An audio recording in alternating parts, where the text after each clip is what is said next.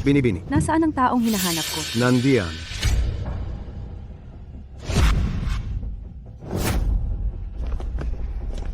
Ikaw ang alagad ng Wuliang Shanyi, Ye Wushuang? Tanong ko, ikaw ba si Ye Wushuang?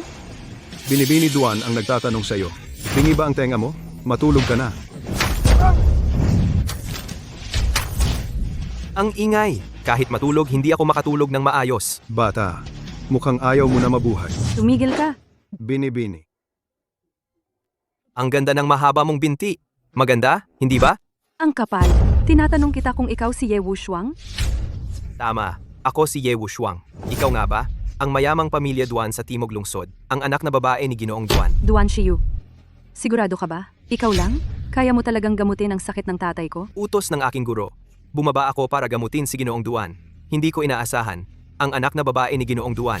At isang napakagandang babae pa. Hoy! Ikaw! Isang batang lalaki lang! Paano mo mapatutunayan? Ikaw ang estudyante ng manggagamot na Wuliang? At paano mo naman mapatutunayan? Talagang kaya mong gamutin ang sakit ng tatay ko? Hoy!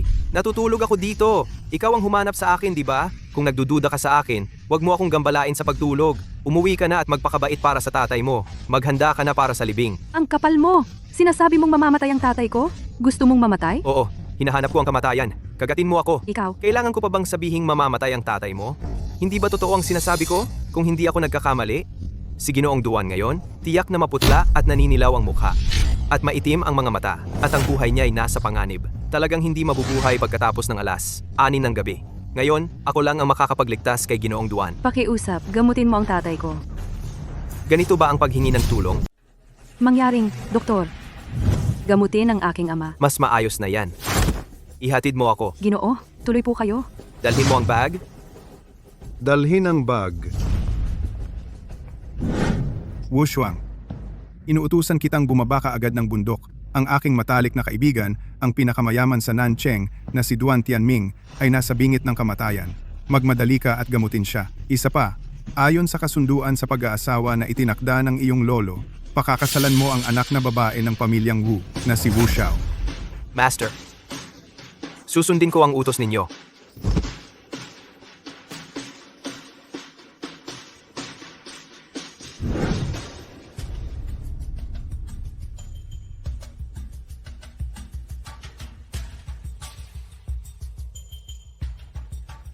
Dr. Zhang, kumusta na ang aking ama? Ginoong Duan. Ang mga palatandaan ng buhay ni Ginoong Duan ay napakahina na. Mas mabuting maghanda ka na para sa huli. Ano ang sinasabi mo? Ano ang ibig mong sabihin sa maghanda para sa huli? Hoy, kung ang tiyuhin ko ay hindi mo maililigtas, ikaw ay maghanda ring sumunod sa kanya. Ang sakit ni Ginoong Duan ay isang malubhang karamdaman. Wala na akong magagawa. Kaunting hininga na lang ang natitira.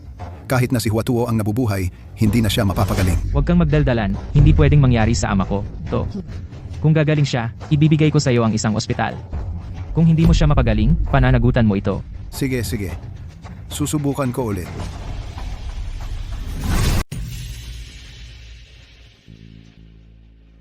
Jiahao, sa pagkakataong ito, sa tingin ko, kailangan mong maghanda ng maaga.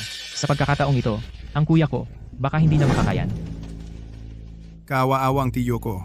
Ang mga ari-arian na ito na nasa bilyon. Hindi na ma-enjoy. Ano ang sinasabi ninyo?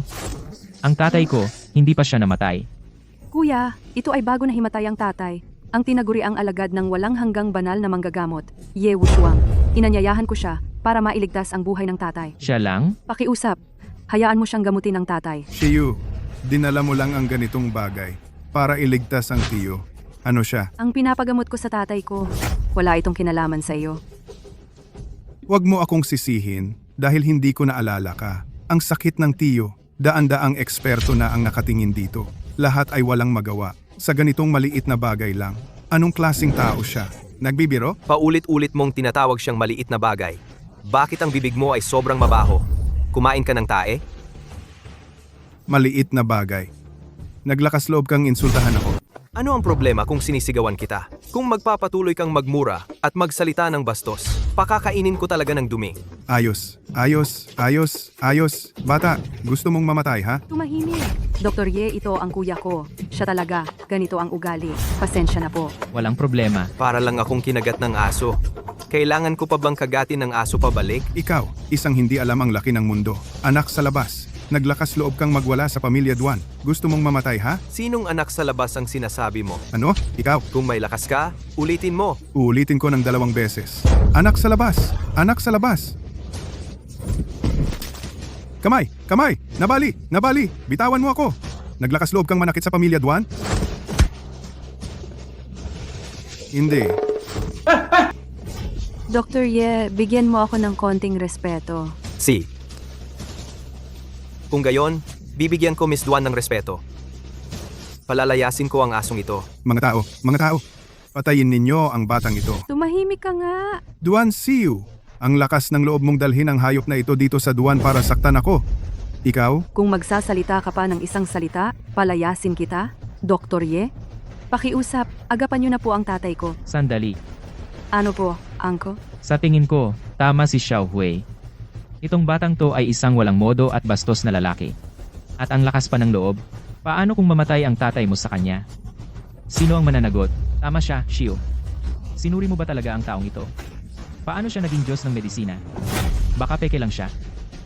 Mukhang ang mga lalaki sa angkan ng Duan, ang mga lalaki ay mas mababa pa ang pangunawa kaysa sa isang dalagita. Nakakatawa talaga. Ikaw, Nasa bingit ng kamatayan si Papa ngayon. Naniniwala akong kaya ni Dr. Ye ito. Gusto mo bang hayaan si Papa na maghintay na lang ng kamatayan? nasa mga eksperto pa rin ang pagliligtas sa kanya. Siya. Kung epektibo ang mga eksperto, bakit ko pa kailangan kuhanin si Dr. Ye? Tama na.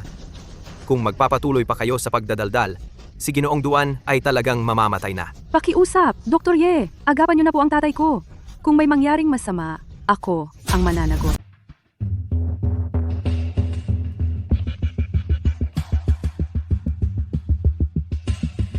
Ginoong Duan, Binibining Duan. Nasa bingit ng kamatayan si Lolo Duan ngayon. Ako, Sino itong hindi magaling na doktor na ito? ano? Huwad na doktor. Ito si ay isang nangungunang eksperto sa utak sa buong mundo, Dr. Zhang. Nangunguna? Sa tingin ko, pangalan lang ang meron siya. Ang lakas ng loob mo ah. Ito si Dr. Ye, isang napakagaling na manggagamot. Ngayon, kahit sino na lang nagpapakilalang manggagamot. Sa tingin ko, isa lang siyang batang wala pang alam. Ano? Ano ang ginagawa mo? Ano ang ginagawa mo, batang to? Nasa bingit ng kamatayan si Lolo Duan ngayon. Gusto mo bang mamatay si Lolo Duan? Ye Wushuang, ano ba ang balak mo? Pwede bang tumigil na kayo sa pag-aaway? Kayong ilan lang? Kaya nyo bang iligtas si Lolo Duan? Kayong ilan lang? Kaya nyo bang iligtas si Lolo Duan? Ang laki ng bunganga mo. Tanong ko sa'yo, ano bang plano mong gawin para gamutin si Lolo Duan? Siyempre, traditional Chinese medicine. Traditional Chinese medicine? Kahit ako na doktor ng Western medicine, hindi kayang gamutin si Lolo Duan. Ikaw pa kayang TCM ang gagamit? Mas magaling ba ang Western medicine sa traditional Chinese medicine namin? Tanong ko sa'yo, saang med school ka nagtapos? Ano ang med school? Batang walang alam. Hindi mo nga alam kung kaninong tambay na manggagamot ka nag-aral ng mga walang kwentang pamamaraan, tapos dito ka pa magmamagaling. Tanong ko sa'yo, paano mo balak gamutin? Miss Duan, may karayom ba kayo sa bahay? Meron, kukunin ko. Karayom? Karayom ang gagamitin mo para gamutin si Lolo Duan? Brain cancer ang sakit ni Lolo Duan. Terminal na yan. Gusto mo ba siyang patayin o iligtas? Pwede bang tumahimik ka? Nakakairita ka. Ye Wushuang, kung may mangyari man sa tatay ko, hindi ka makakaalis sa pinto na to. Ang tatanga-tanga nyo talaga. Ano ang sinabi mo? Ayaw mong tanggapin? Lolo, ganito na kalala ang sakit mo. Kung wala kang kayang gawin, dapat tumahimik ka na lang. Sasabihin ko sa inyo, 3 tusok lang ang kailangan ko. Kaya kong iligtas si Lolo mula sa pinto ng kamatayan. Anong pinagsasabi mo? Si Lolo Duan, isang hininga lang ang natitira. Ang mga selula ng kanser ay lumaganap na sa buong utak. Sinasabi mong maibabalik mo siya mula sa kamatayan? Nagdadaldal ka lang. Paano kung mapagaling ko? Kung mapagaling mo, ibibigay ko sa iyo ang lahat ng ospital na pinamamahalaan ko. At magluluhod ako sa iyo at 3,000 beses mag-uukod. Sinabi mo yan. Oo, sinabi ko. Hindi ako naniniwala. Isang taong malapit na mamatay. Kung mapagaling ng tradisyonal na medisina, ang mga eksperto sa modernong medisina ay dapat lang kinain ang dumi. Hintayin mo lang. Paano kung hindi mo mapagaling? Kapag hindi, putulan ko ang sariling braso. Sige, usapan na. Dr. Ye, mga karayom. Lumabas muna kayo. Ang kaalaman ko sa medisina ay hindi ipinapamahagi. Dr. Ye, naniniwala ako sa'yo.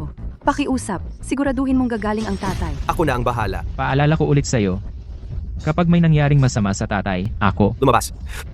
siya, lumabas tayo.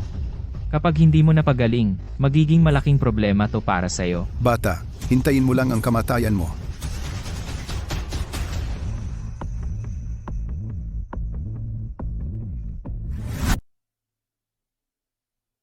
Sa paggamit ng karayom, kapag kulang, dagdagan. Kapag sobra, bawasan. Ang mahalaga sa kulang at sobra, ang tatlong karayom ay mahusay. Ito ang tinatawag na Juyang Sanjen. Sa acupuncture ng tradisyonal na medisina, mahalaga ang tiyaga, tumpak, mabilis, at matindi. Sa maliliit, walang loob. Sa malalaki, walang labas. Malaki at maliit na tatlong karayom. Karayom lang, sakit ay nawala.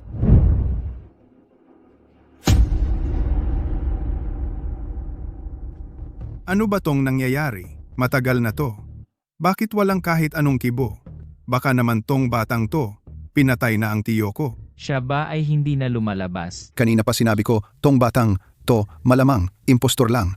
Ang sakit ni Lolo Duan, kahit pa ang lahat ng espesyalista at doktor sa mundo ay ipatawag. Wala rin silang magagawa. Tama na. Gusto mo bang mamatay ang tatay ko? Miss, hindi ko ibig sabihin iyon. Ang sakit ni Mr. Duan ay malubhang sakit. Kung gagaling siya, maaari na itong mag-apply para sa World Miracle. Dr. Zhang, wala kang kakayahang gawin iyon. Pero hindi ibig sabihing walang kakayahang iba. Kung wala kang kakayahan, sarado mo ang bibig mo. Kung hindi, tutusok ko ang bibig mo. Ano? Gumaling ba ang tatay ko? Hindi. Ano? Hindi ako dapat nagtiwala sa iyo. Bata, alam mo ba? Ano ang kapalit na dapat mong bayaran? Siya mismo ang nagsabi. Maghanda ka na lang na putulin ang sariling braso. Nandyan sa loob ang Mr. Duan. Tingnan mo na lang.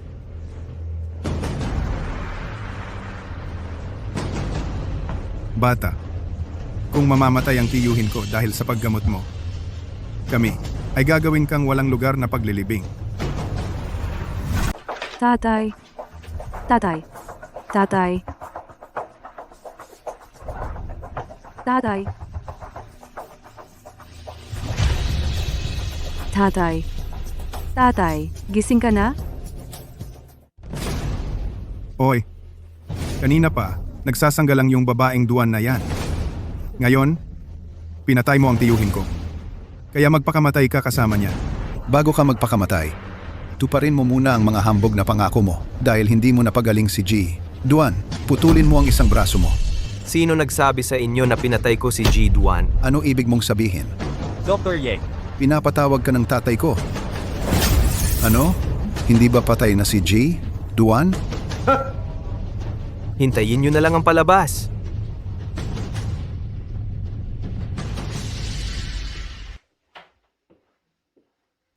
Binabati kita, G. Duan, sa iyong muling pagkabuhay. ikaw si Ye Wuswang? Eksakto. Mabuti. Talagang alagad ng Diyos na manggagamot na walang hanggan. Ang galing ng kanyang paggagamot. Ang buhay kong ito. Ito ang ibinigay mo sa akin. Hindi ito posible. Talagang imposible. Sino siya? Siya? Siya ang nangungunang eksperto sa neurology, Dr. Zhang, ang dating doktor mo. Hindi nakapagpagaling sa iyo. Salamat sa Diyos na manggagamot na Ye. Hindi ito posible. Ang tatay Duan ay may terminal na sakit. Ang mga selula ng utak ay namatay na. Isang paana sa pintuan ng kamatayan. Paano posible na gumaling ka agad? Talagang imposible. Tumahimik ka. Walang kwenta ka. Umalis ka. Dr. Ye. Ano ang kalagayan ko ngayon? Tatay Duan, ginamit ko ang akupuntura para iligtas ka lang mula sa kamatayan. Pero ang katawan mo ay mahina pa. May panganib pa sa buhay. Ano ang gagawin natin? May posibilidad pa ba na gumaling ang tatay ko? Shiyo. Huwag mong pahirapan ng Dr. Ye. Alam ko ang kalagayan ko. Paano ako gagaling? Mabubuhay lang ako araw-araw. Sino ang nagsabi na walang pagkakataon ang Tatay Duan na gumaling? Posible bang gumaling talaga ang tatay ko? Siyempre, Gaano kalaki ang tsansa? 10% lang?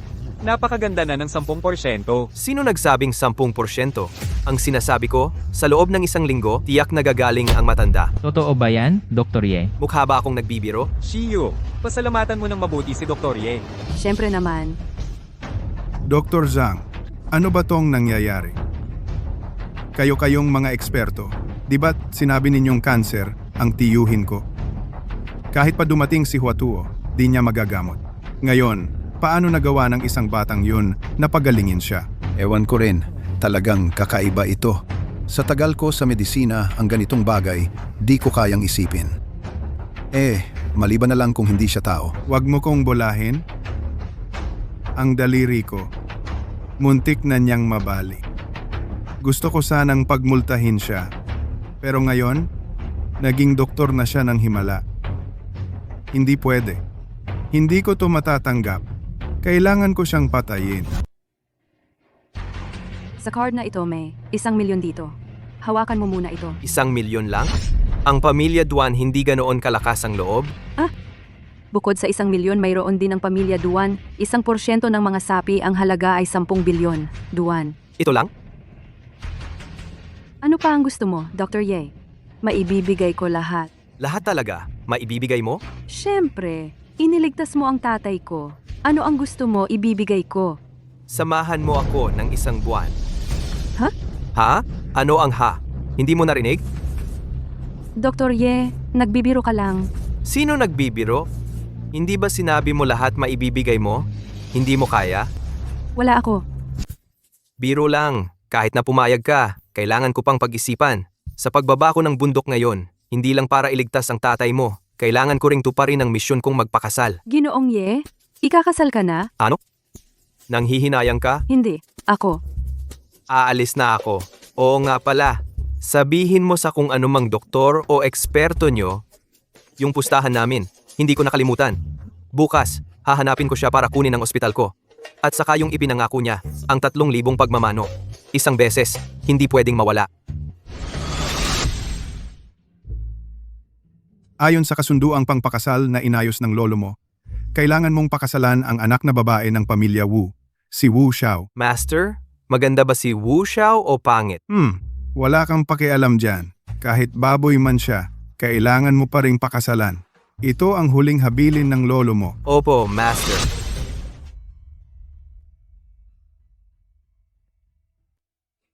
Kumusta, Ginoo? Bumaba na ng bundok si Ye Wushuang. Kakalabas lang niya sa bahay ng pamilya Duan. Bantayan mong mabuti. Ang pinagmulan ni Ye Wushuang ay hindi pangkaraniwan. Kailangan siyang patayin sa loob ng 3 araw. Kung hindi, ang 4 na malalaking pamilya sa South City ay magkakagulo. Opo, Ginoo. Wu Xiao. Napakaganda. Sino po ba kayo? Si Wu Xiao ba kayo? Miss, may hinahanap sa iyo.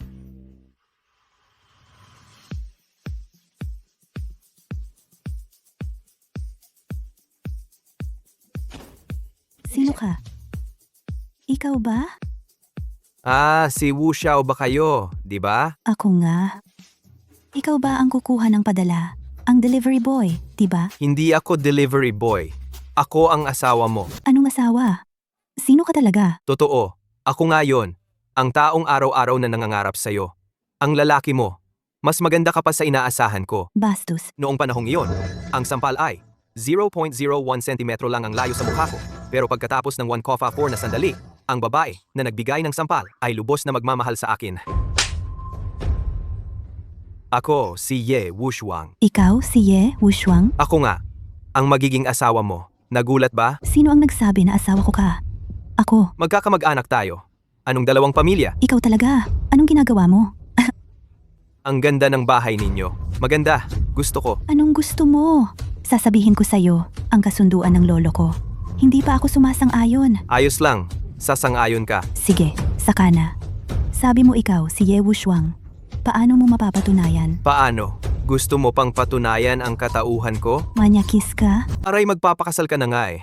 Anong ikinahihiya mo? Sinong magpapakasal sa'yo? Bakit? Sasalungatin mo ba ang huling hiling ng lolo mo? At saka, ang gandang-gandang lalaki kong ito nakatayo sa harap mo? Wala ka bang naramdamang kilig? Loko ka ba? Tanong ko lang, anong trabaho mo ngayon? Wala akong trabaho.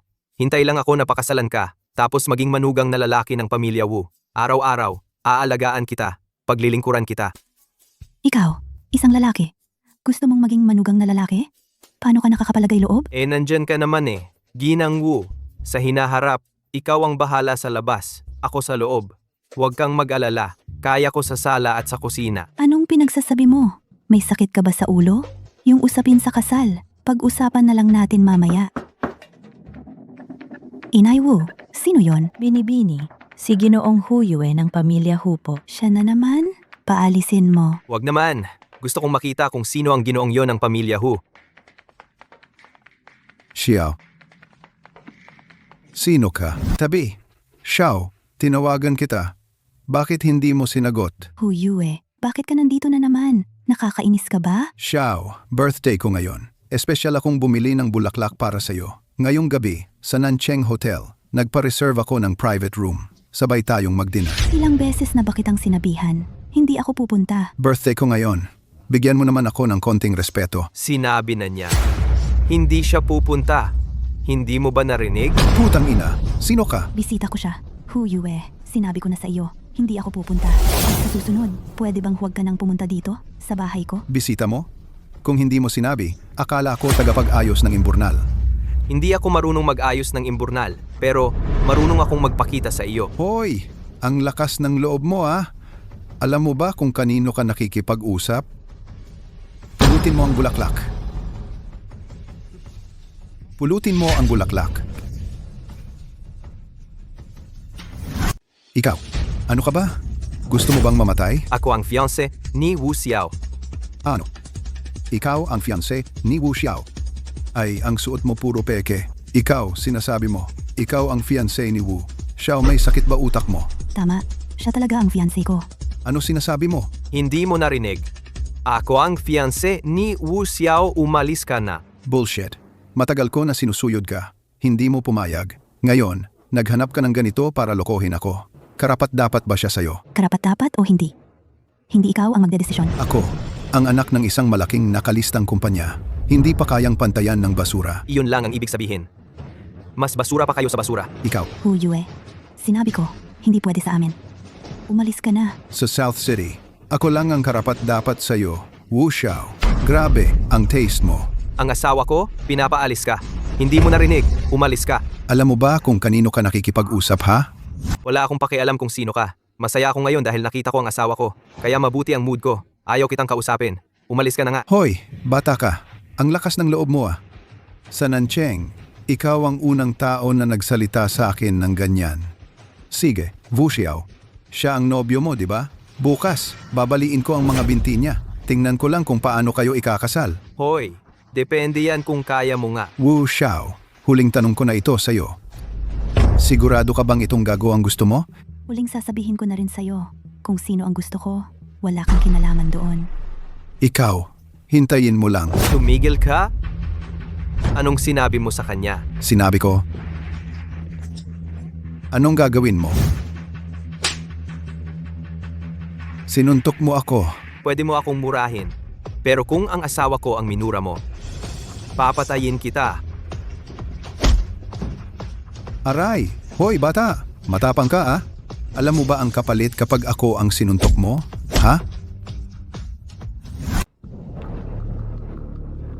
Ngayon, sasabihin mo sa akin, ano ang kapalit? Huy, tama na. Umalis ka na. Hoy, maghintay ka lang. Bukas, babaliin ko ang mga binti mo. Pangako. Bakit ka ba ganon kagahaman? Alam mo ba kung sino si Huyue? Sa ginawa mo, malaking problema na yan. Kung hindi ko kayang harapin ang isang huyue lang, paano pa kita mapoprotektahan? Paano pa kita pakakasalan? Huwag kang magyabang, hindi mo pa alam ang kapangyarihan ng pamilya. Ako na ang bahala sa pamilya Hu. Sige, umalis na ang mga masasamang tao. Magsimula na tayo. Anong sinasabi mong magsimula? Ano pa bang pwedeng simulan ng mag-asawa? Ano pa nga ba? Ano ang balak mo? Ginoong Zhang, sana magtagumpay ang pagtutulungan natin sa pagkakataong ito. Papa, nasaktan ako. Anong ginagawa mo? Hindi mo ba nakikita na nakikipag-usap ako sa isang kliyente? Nasaktan ako at nag-iisip ka pa ng negosyo. Nasaktan ka? Sino ang nanakit sa iyo? Isang batang loko. Ang anak ko, Hutian, ay nasaktan sa South City.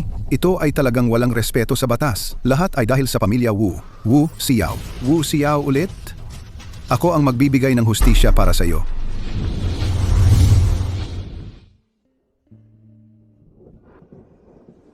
Ye Wushuang, hindi pa tayo nagpapakasal. Huwag kang magpakita ng kabastusan. Iharap mo ang ulo mo. Tingnan mo ako.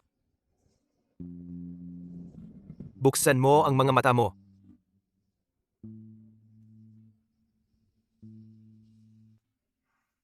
Isara mo ulit.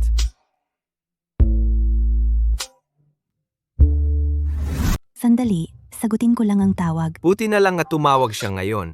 Kumusta, Lola? Narinig ko si Ye Wushuang ay pumunta na sa'yo. Tama ba? Tama, nandito siya. Mabuti. Mamaya, magkakaroon tayo ng salo-salo sa bahay. Dalhin mo siya. Gusto ko rin siyang makilala. Pero, sige, usap na yan.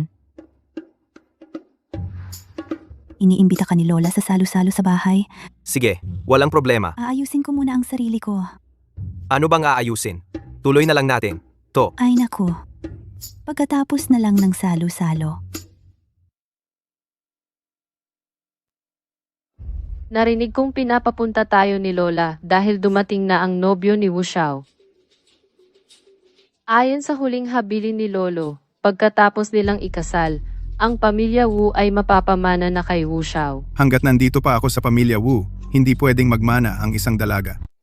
pasensya na, mahal. Nahuli ako. Nag-ayos ako ng regalo para kay Lola. Anong regalo ang inihanda mo? Pwede bang huwag ka nang pumunta at magpahiya? Huwag kang mag-alala, hindi ako magpapahiya. Ni hindi ka man lang nagpalit ng damit. Ang pamilya namin dito sa South City ay kilala at iginagalang. Kung ganyan ang suot mo sa pagtitipon ng pamilya, hindi ba tatawanan lang tayo? Ako si Ye Wushuang, matuwid ang aking pamumuhay. Ang mga taong tumatawa sa akin, ang dapat pagtawanan. Tara na.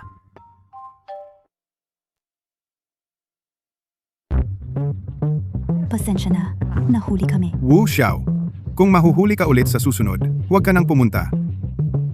Napapansin ko ngayon, lalo ka nang nagiging mayabang. Ano ba, wala ka bang respeto sa akin? O wala kang respeto kay Lola? Bakit ang sama ng pagsasalita mo? Sa'yo, wala akong magandang sasabihin. Sino yan? Kuya ko siya.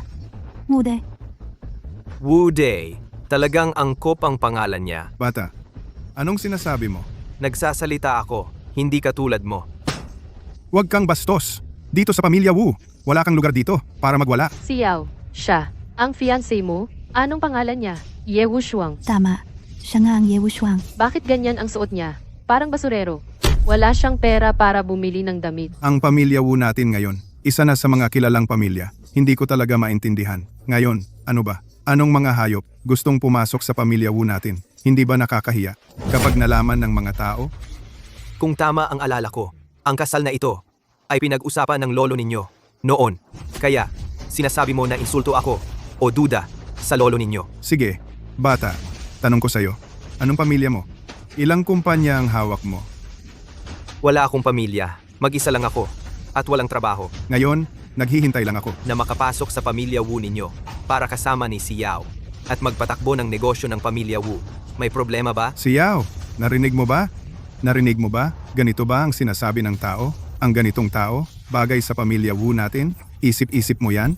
Ye Wushuang, huwag kang masyadong magsalita. Bata, sasabihin ko sa'yo, kahit may kasunduan kayo ng pagpapakasal sa Xiao, hindi ibig sabihin pwede mo siyang pakasalan. Ang aming pamilya Wu ay may halagang ilang bilyon.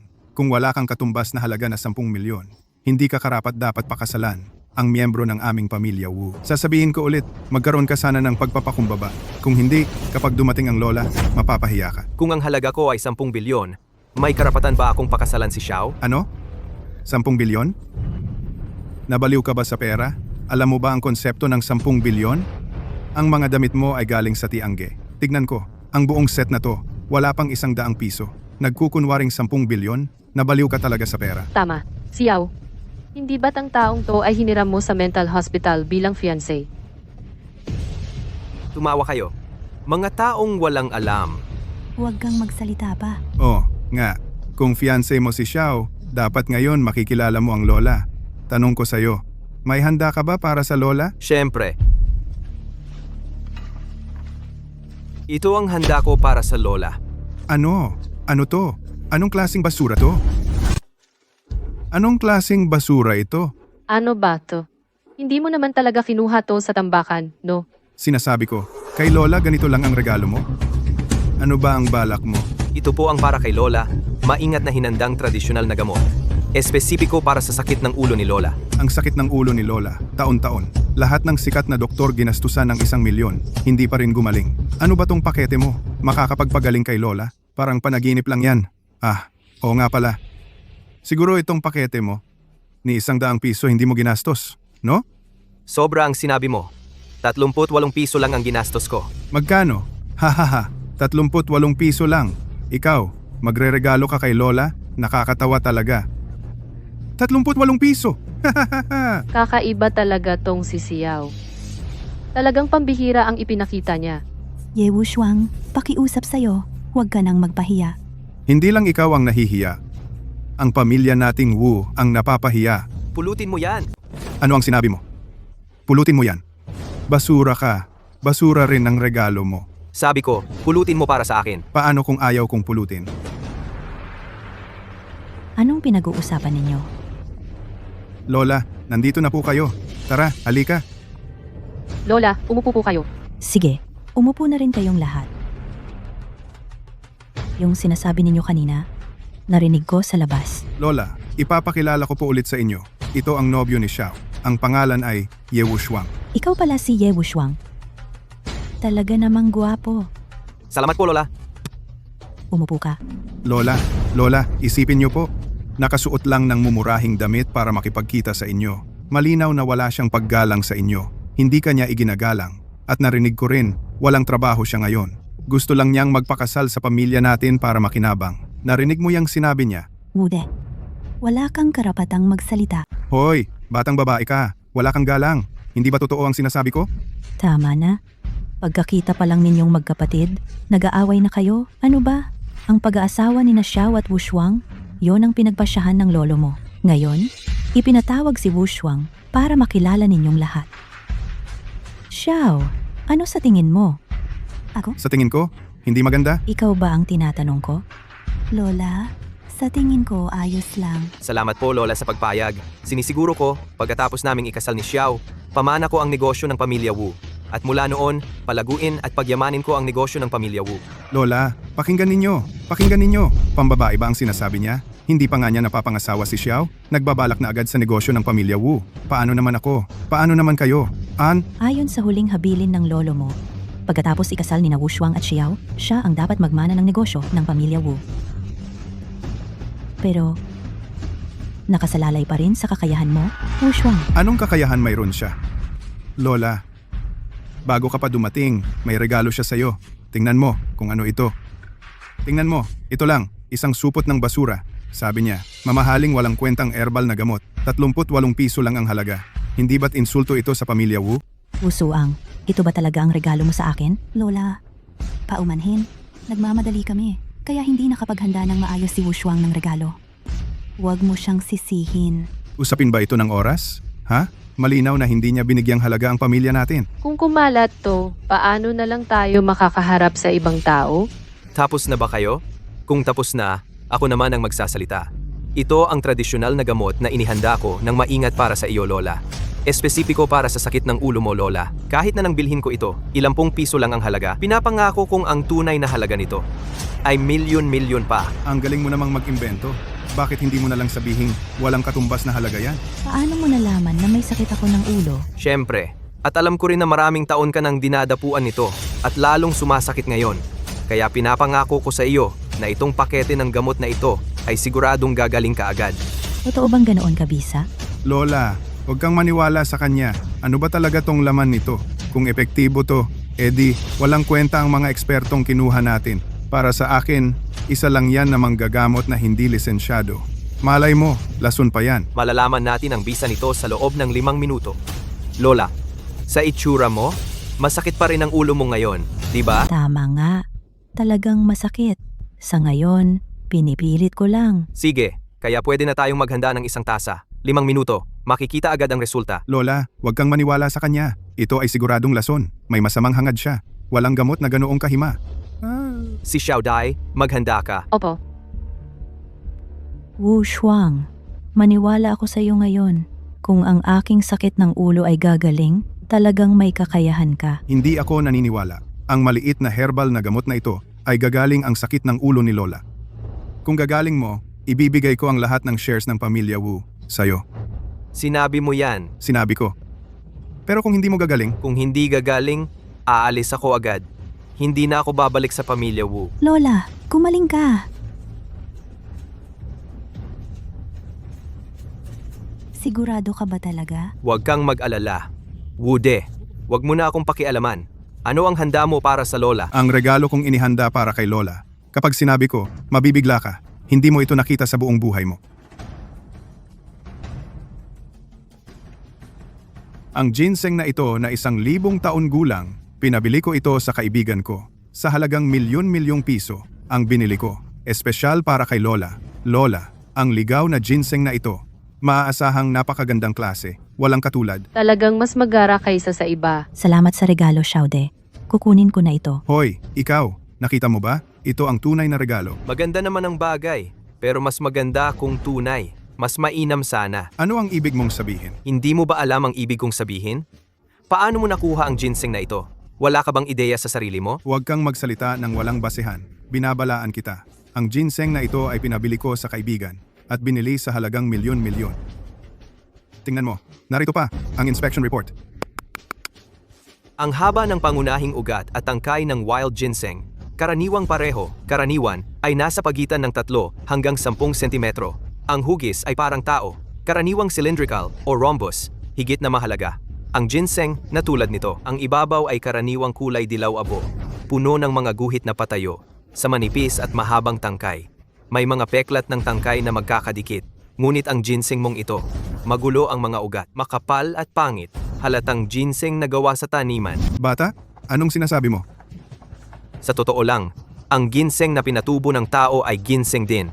Pero ang halaman mo hindi lang magulo ang mga ugat at ang ibabaw ay madilim na kulay.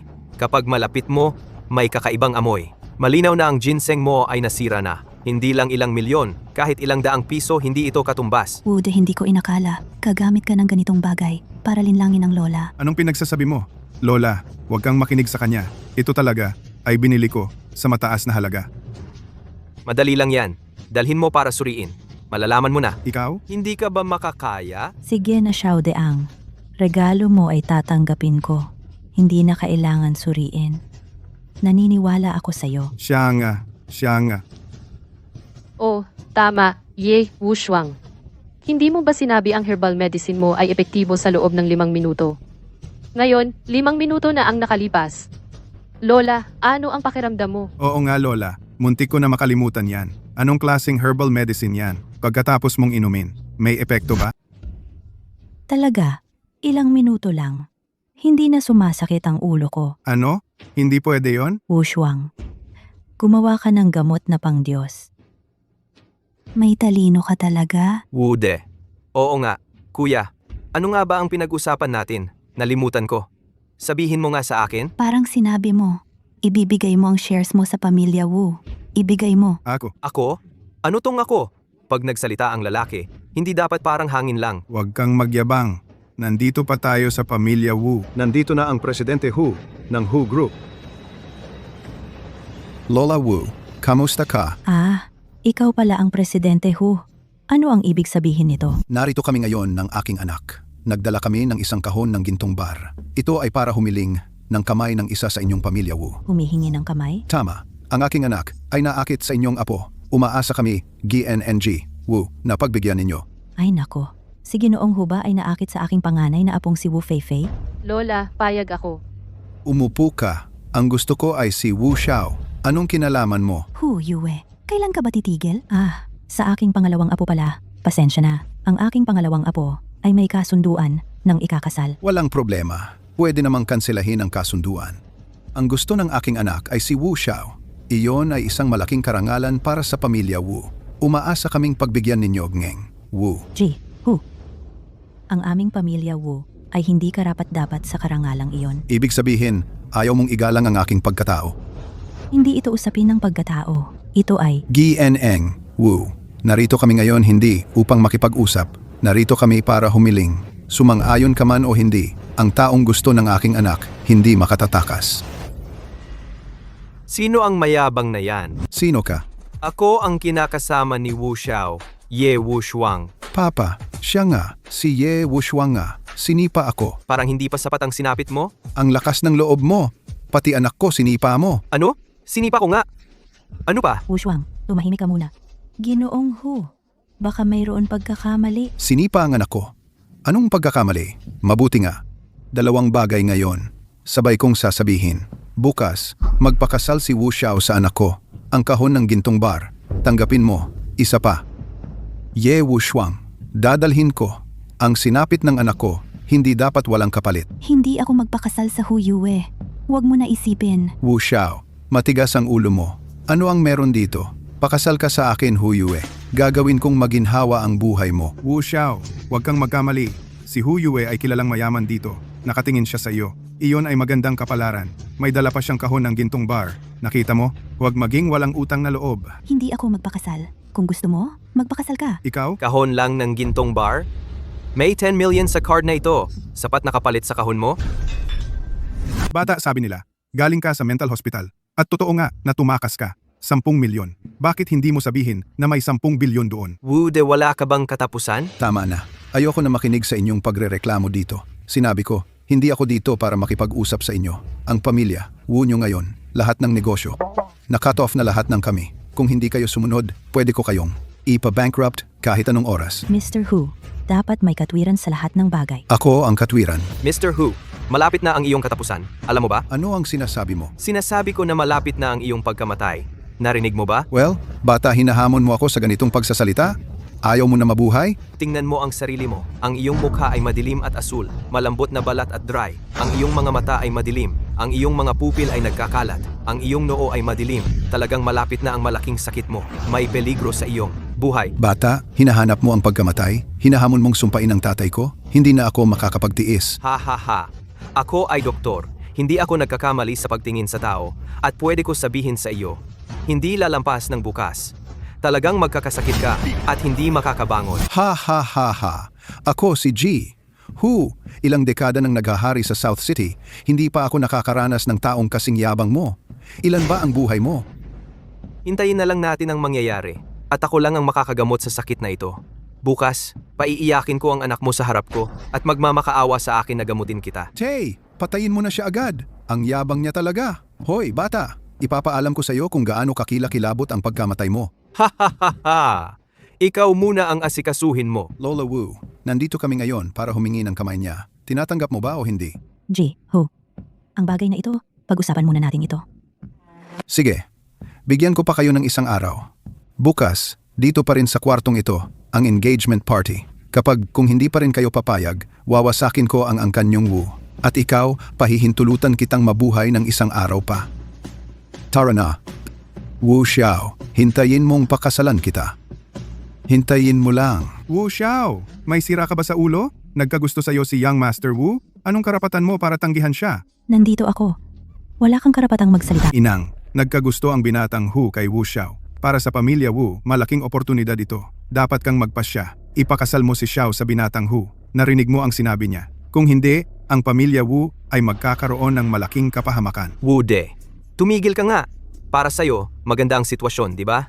Kapag napakasal si Xiao sa Hu Yue, wala na ang makakalaban sa'yo sa pag-aagawan sa yaman ng pamilya Wu. Ano ang sinasabi mo? Iniisip ko lang ang kapakanan ng pamilya Wu. Tama na. Malaking bagay ito. Pag-isipan ko muna itong mabuti. Inang, hindi ako magpapakasal sa Hu Yue. Sinabi ko na. Pag-isipan ko muna itong mabuti. Inang, hayaan mo na ako sa bagay na ito. Sinisiguro ko, hindi muling manggugulo ang pamilya Hu kay Xiao, at ang pamilya Wu ay hindi rin matatanggap ng anumang banta.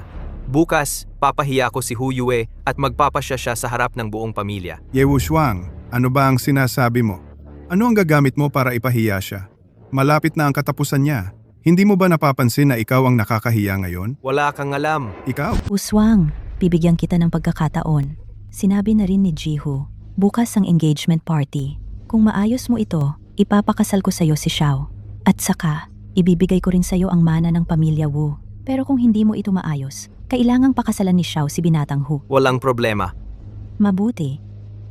Tungkol naman sa pagkain, Wala na akong gana. Mauna na ako. Paalam, Lola. Ye Wushuang, sinasadya mo bang ilagay ako sa alanganin? Anong klaseng tao si Hu Yue? Hindi mo ba alam? Hindi mo ba ako itutulak sa apoy? Huwag kang mag-alala, mahal. Hindi ako gumagawa ng bagay na walang katiyakan. Mga bata, dapat alam ninyo ang inyong lugar. Sige na nga, maghihintay na lang ako bukas para mapanood ang palabas ninyo. Mauna na rin ako. Wushuang, alam kong magaling ka sa medisina, pero masyadong mataas ang panganib nito. Paano kung iba ang mangyari kaysa sa inaasahan mo? Asawa mo ako. Sisiguraduhin kong protektado ka. Ang mga bagay na ayaw mong gawin, walang makapipilit sa'yo. Pero, Walang pero. Hintayin mo ang resulta bukas.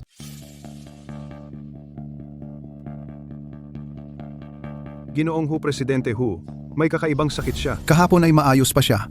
Ngayon, may kakaibang sakit na siya. Hindi ba't linggo-linggo siya nagpapacheck up? Presidente Hu, ang kanyang sakit na ito siya ay matagal nang mayroon. Ang incubation period ay napakahaba hanggang sa hindi sumpong walang makakapansin. Tingnan mo ang iyong sarili. Ang mukha mo ay namumutla at asul. Ang balat mo ay tuyot at maluwag. Ang mga mata mo ay malungkot at walang kinang. Ang mga mata mo ay nangangalat. Ang noo mo ay nangingitim. Ikaw ay talagang malapit ng magkasakit ng malubha. Baka ikaw ay mapanganib ang buhay. Hoy, gusto mo bang mamatay? Hinahamon mo ang aking ama? Ito ay hindi na matitiis. Ako ay isang doktor. Ang pagtingin ko sa tao ay hindi nagkakamali at maaari kong sabihin sa iyo, bago matapos ang bukas, ikaw ay tiyak na magkakasakit at hindi na makakabangon. Wala ka na bang magagawa? Ako ay talagang walang magagawa na. Ginoong Hu, hindi ka rin ba nag-imbita ng ilang eksperto? Lahat sila ay walang magawa. Mukhang sa pagkakataong ito, si Presidente Hu ay talagang nasa panganib. Umalis ka. Oo. Malapit na ang oras. Sa tingin ko, malapit na dumating ang Ginoong Hu. Yao Mei, handa ka na ba? tumahimik ka. Haha. Wushuang, binigyan ko rin ng pagkakataon. Kapag dumating ang Ginoong Hu, Xiao ay aalis na. Wala akong magagawa. Kaya gusto kong batiin ang Yao Mei dahil magiging mayamang may bahay na siya. Haha, ikaw rin. Sa ganitong masayang okasyon, di man lang nagpalit ng damit. Kung di ka marunong magsalita, sarado mo lang ang bibig mo.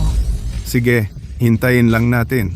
Oh, nga pala, Ye Wushuang, kahanga-hanga ka kahapon. Pero ngayon, bakit wala kang sinasabi? Oy, Ginoong Hu, dumating ka na. Haha, yung down payment, iba na pag-usapan na isang kahon ng gold bars? Dr. Ye, gamutin mo ang tatay ko. Ito, anong nangyayari dito? Dr. Ye, pakiusap. Gamutin mo ang tatay ko. Ganyan ba ang paraan ng paghingi ng tulong? Anong sinabi ko kahapon? Lumuhod ka at makiusap sa akin. Dr. Ye, nakikiusap ako. Gamutin mo ang tatay ko. Ang tatay mo, totoo nga ang sinabi ni Wushuang na hindi na makabangon? Paano nangyari yan? Kahapon ayos pa naman siya, di ba? Ye Wushuang, anong uri ng salamangka ang ginawa mo? Para gamutin ang tatay mo. Pwede rin naman. Pero may dalawa akong kondisyon. Anong kondisyon? Sabihin mo. Una, mula ngayon, huwag mo nang guluhin ang asawa ko. Pangalawa, bawiin ninyo ang lahat ng parusa sa pamilya Wu. Sige, payag ako. Okay, lumabas ka at maghintay. Hindi ko inaasahan na may ganyang kakayahan pala si Wushuang.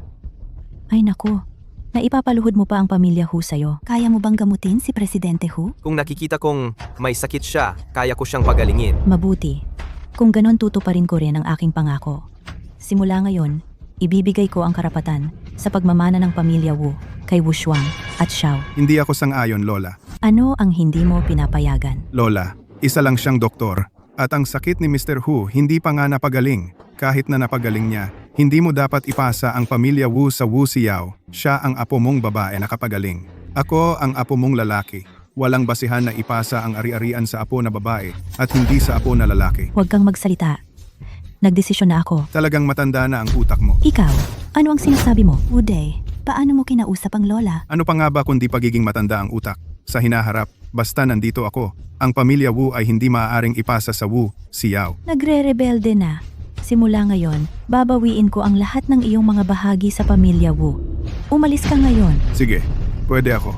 Sasabihin ko sa iyo, talagang hindi ko hahayaan na maging madali ang buhay para sa inyong lahat. Matandang hayop talagang. Lola, huwag kang magalit. Hindi sulit magalit sa taong ganito. Talagang kapahamakan ng pamilya. Dr. Ye, tingnan mo nga ang tatay ko. Simula kaninang umaga, hindi siya nagkamalay. US sinuntok kita. Hindi dapat ganito ang ugali mo. Dr. Ye, nagmamadali lang ako para iligtas mo ang tatay ko. Okay lang kahit suntok ako. Hindi. Hindi ito tungkol sa pagpapagamot. Sa ugali mo bakit napakadali mong sumunod. Dr. Ye, bakit mo nasabi iyon? Kung tama ang hinala ko pag naligtas ko ang tatay mo, gaganti ka sa akin, di ba? Para sa'yo, nagliligtas ako ng tao at napapasok sa panganib 1 kilos, 2 biyaya. Dr. Ye, wala talaga. Nag-iisip ka lang. Ha, Huyue. Kahit tingin lang ng mata mo, alam ko kung ano ang iniisip mo. Hindi ka kalaban ko. Dr. Ye, pakiusap iligtas mo na ang tatay ko. Sige, lumabas ka. Pero, Lumabas. siya. Handa na ba ang lahat? Ginoong Hu, handa na ang lahat. Hinihintay lang ang iyong mga utos. Sige. Kahit ano ang mangyari kay Ye Wushuang ngayon, kung magagamot niya ang aking ama o hindi, gagawin ko siyang hindi na makakabalik pa. Ginoong Hu, tinatawag ka ng iyong ama. Dr. Ye, gising na ba ang aking ama? Puntahan mo na lang at makikita mo. Ahem. Ama, kamusta na po? Mas mabuti na. Nasaan si Ye Wushuang? Nasa labas siya. Huwag mo siyang papayagang umalis. Ikulong mo muna siya. Pahirapan mo siya ng mabuti. Huwag kang mag-alala, ama. Naayos ko na ang lahat. Yamang gumaling na si Ginoong Hu. Aalis na muna ako. Dr. Ye, sandali lang po. Bakit? Hindi ba ako pwede umalis? Pwede ba umalis? Hindi ikaw ang masusunod. Ang young master ang masusunod. Sige, edi hindi na ako aalis. Ipapakita ko sa iyo ang isang bagay. Alam mo ba kung ano ito? Sure nga. Ano naman? Mabuti naman. At alam mo.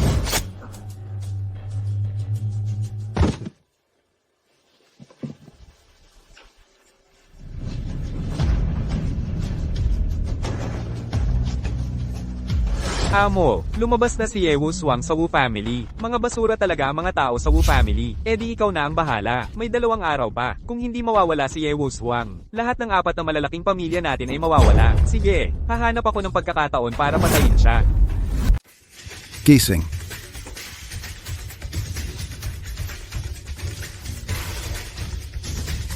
Oy, Ginoong Hu, magandang araw. Ako ang pinsan ni Wu Xiao, Wude. Ano ang gusto mo? Magkapanig tayo. Makatutulong ako para makuha mo si Wu Xiao, para turuan si Ye Wushuang. Paano? Kung interesado ka, magkita tayo. Mahal, itakda natin ang kasal natin sa unang araw ng susunod na buwan, okay? Okay. Mahal mo ba ako ngayon? Ay nako, Gagawin kong mas mahal mo ako. paano?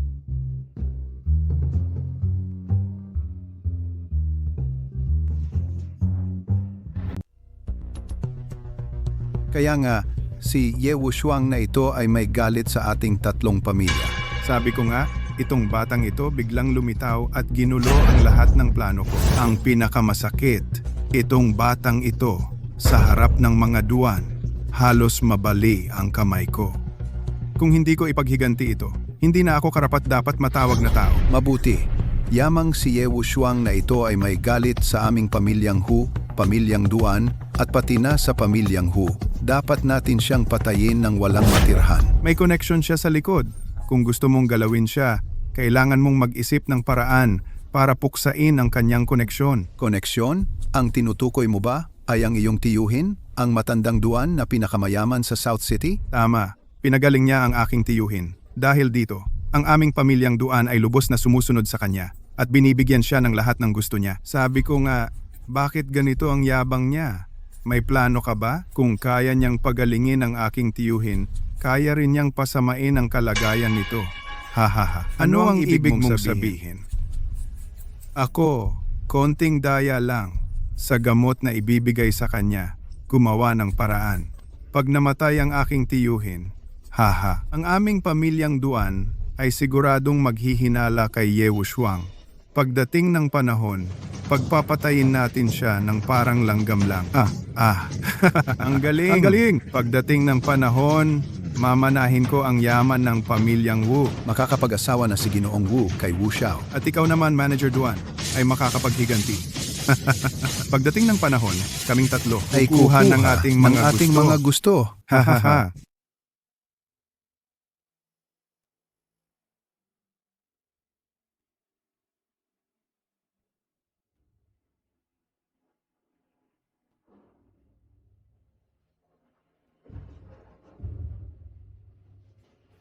Duan Hui, anong ginagawa mo? Ah, wala lang. Wala ba akong problema?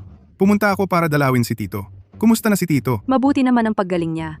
Malapit na siyang gumaling. Ah, mabuti naman. May iba ka pa bang kailangan? Wala. Aalis na muna ako. Paalam.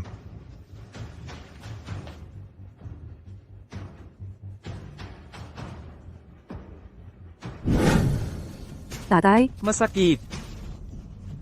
kanina pa ayos na ayos siya. Bakit bigla na lang ganito pagkatapos uminom ng gamot?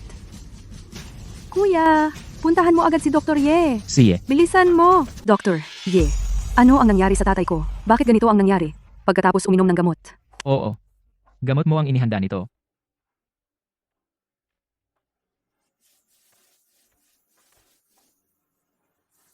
Sino ang naghanda ng gamot na ito? Ako, ano ang problema?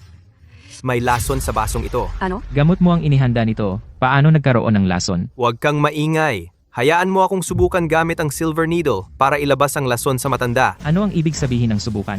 Buhay ng tatay ko, basta-basta mo lang susubukan. Umalis ka. Sasabihin ko sa iyo, Ye Wushuang, tatay ko ay nalason sa gamot mo. Kung may mangyaring masama, hindi kita palalampasin. Umalis. Sige na kuya, umalis na tayo. Huwag nating istorbo ang paggamot ni Dr. Ye. Dr. Ye? Kamusta ang tatay ko? Huwag mo munang istorbohin siya. Ginamit ko ang mga silver needle para ilabas ang lason sa katawan niya. Pero hanggang ngayon, mahina pa rin siya. Nakakoma pa. Hindi siya magigising agad. Malala ba ang kondisyon niya? Malala talaga. Hindi pa nga gumaling ang dati niyang sakit. May bagong lason na. Mahirap na to. Sasabihin ko sa inyo, ang recovery period ay maaantala ng kahit isang buwan. At imposible na siya'y makabalik sa 100% na kondisyon. Magkakaroon siya ng malaking side effects. Ano? Hi kuya, Ye Wushuang, anong ginagawa mo? May sakit ka ba? Ye Wushuang, ikaw ang nagligtas sa kanya. Sa sakit, ikaw ang naghanda ng gamot. Ngayong may problema ang tatay ko, hindi ka makakatakas sa responsibilidad. Kung hindi ko siya iligtas, namatay na siya ilang araw ang nakalipas. Huwag mong isipin na hindi ko alam. Sinadyang hindi mo pagalingin ang tatay ko para patuloy na makinabang sa aming pamilya, Duan. Ang weird mo talaga. Bobo ka ba? Hinahamon mo ako. Kuya, ano na ba ginagawa mo? Siyang tunay, tong loko ang may kagagawan. Dr. Ye, huwag kang magkamali. Hindi ganoon ang ibig sabihin ng kuya ko. Anong hindi ganoon ang ibig sabihin? Ganoon talaga ang ibig sabihin ko. Hindi mo ba ginagamit ang utak mong parang baboy? Kung gusto kong patayin ang Lolo Duan, may 1,000 paraan ako para patayin siya. Gagamit ba ako ng ganitong mababang paraan para maglagay ng lason? Ikaw ang nagsabi ng lason nga. Kahit ano pa. Hindi mo to may paliwanag sa akin. Hindi ako titigil. Pwedeng ipa-analyze mo. Bobo, Ikaw, Tama na kuya, kahit ano pa. Hindi talaga si Dr. Ye ang gumawa. ikaw ang matalino. Para sa akin, ang gamot na pinaghandaan ko ay may ginawang iba. hindi pwede. Ang gamot ay pinagbabantayan namin ng kapatid ko. Pinagdudahan mo ba kami ng kapatid ko? Tanong ko sa'yo, sigurado ka ba na ang gamot na yon ay hawak lang namin ng kapatid ko? Sigurado? Kaya ikaw pa. Ay! Ang IQ mo ay isang rich kid pa! Sabihin mo ulit. Sabi ko, tanga ka. Naalala ko, bukod sa akin at kuya ko, talaga, may posibilidad na may nakialam sa Chinese medicine. Sino? Duan Hui, pinsan ko. Ngayon, nung pumasok siya, ang gamot ay nakalagay sa mesa. Si Duan Hui ba yung pinagbuhatan ko? Oo, siya nga. Kaya, nagtugma na. Ang tatay ko ay ang uncle ni Duan Hui. Siya. Paano niya gagawa ng ganun sa uncle niya? Kaya ipaliwanag mo sa akin, ano ang nangyari sa poison na ito? Sa tingin ko, ikaw ang gumawa nito. Kahit patay ako, hindi ako naniniwala. Duan Hui gagawa ng ganito. Sa tingin ko, posible. Ano ang dahilan? Duan Hui, galit siya sa Dr. Ye sa paggawa nito. Hindi lang makakapagparatang sa Dr. Ye at gusto niya na mag-invest ang tatay para magkaroon ng kumpanya. Ang tatay ay hindi pumapayag. Kung mamatay ang tatay, siya ang makakakuha ng pinakamalaking benepisyo. Mas matalino talaga si Miss Duan. Imposible yun. Kahit anong gawin, hindi ako maniniwala na si Duan Hui ang gumawa ng ganon. Sige, may paraan ako para mahuli siya. Anong paraan? Anong paraan? Huwag niyo nang alalahanin. Ang kailangan mo lang gawin ngayon ay sabihin sa kanya na malubhana ang kalagayan ng matandang Duan at nalutas na ninyo ang lahat. Ako ang may kasalanan sa lahat ng problema at galit na kayo sa akin. Ayos na yon. Isa pa, tulungan mo akong imbestigahan kung sino ang mga nakakasama ni Duan Hui kamakailan. Babala lang kung problema talaga si Duan Hui, hihingi ako ng tawad sa'yo. Pero kung problema mo, ipapadala kita sa impyerno. Halika? Ikaw, napakayaman mo. Dapat bumili ka ng mas maraming walnut. Para saan ang walnut? Pampatalino.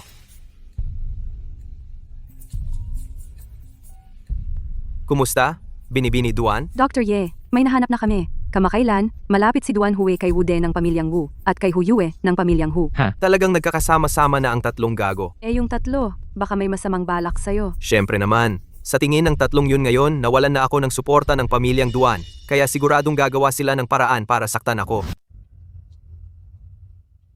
Ha ha ha, Ye Wushuang, nagkita ulit tayo. Wu de anong gusto mo? Mag-isip ka. Gusto mong umalis, Ginoong Ye? Sa tingin ko ngayon, gusto mo bang iwan ako dito? May pagkaalam ka sa sarili mo. Kung ganito. Ang isa pa, huwag kang magtago, lumabas ka. Ha ha ha, Ye Wushuang. May araw ka rin. Wala ang pamilya Duan na magiging suporta mo. Wala ka. Ngayon, wala kang lugar na paglilibingan. Ang pamilya Duan at ang pamilya Hu, sa tingin ko, malaki ang problema na ginawa ko. Bata, alam mo, hindi ba? Medyo late na ikaw. Isang maliit na doktor. 3 kami. Alin sa amin ang maaari mong lapastangan? Ngayon, ito ang araw ng pagkamatay mo. Gusto ko lang malaman, ano ang balak ninyo sa akin? Ano ang gagawin natin sa kanya? Ha ha ha. Siyempre, papatayin ka namin. Tapos, itatapon sa ilog para maging pagkain ng isda. Ha ha ha ha. Sige, Duan Hui, yamang malapit na akong mamatay. Hayaan mo akong malaman ang katotohanan. Ang lason sa tiyuhin mo, ikaw ba talaga ang naglagay? Oo, ako nga. Ano ngayon? Kung hindi ko ginawa iyon, paano ko isasangkot sa'yo para mawala ang suporta ng pamilya Duan sa'yo? Kasali rin kayong dalawa, di ba? Oo, kaming 3 ang nagplano nito. Ngayon, ang pag-uusap na ito, wala nang saysay, di ba? Mabuti. Napakabuti. Napakagaling. Ha ha ha. Ang dami mong sinasabi. Sige, patayin na siya. Si,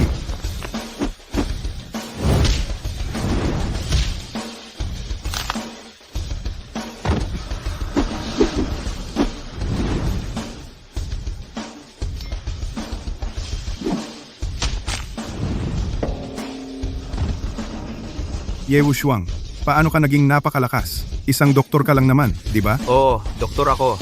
Pero isang doktor na hindi ninyo kayang pagtanggol.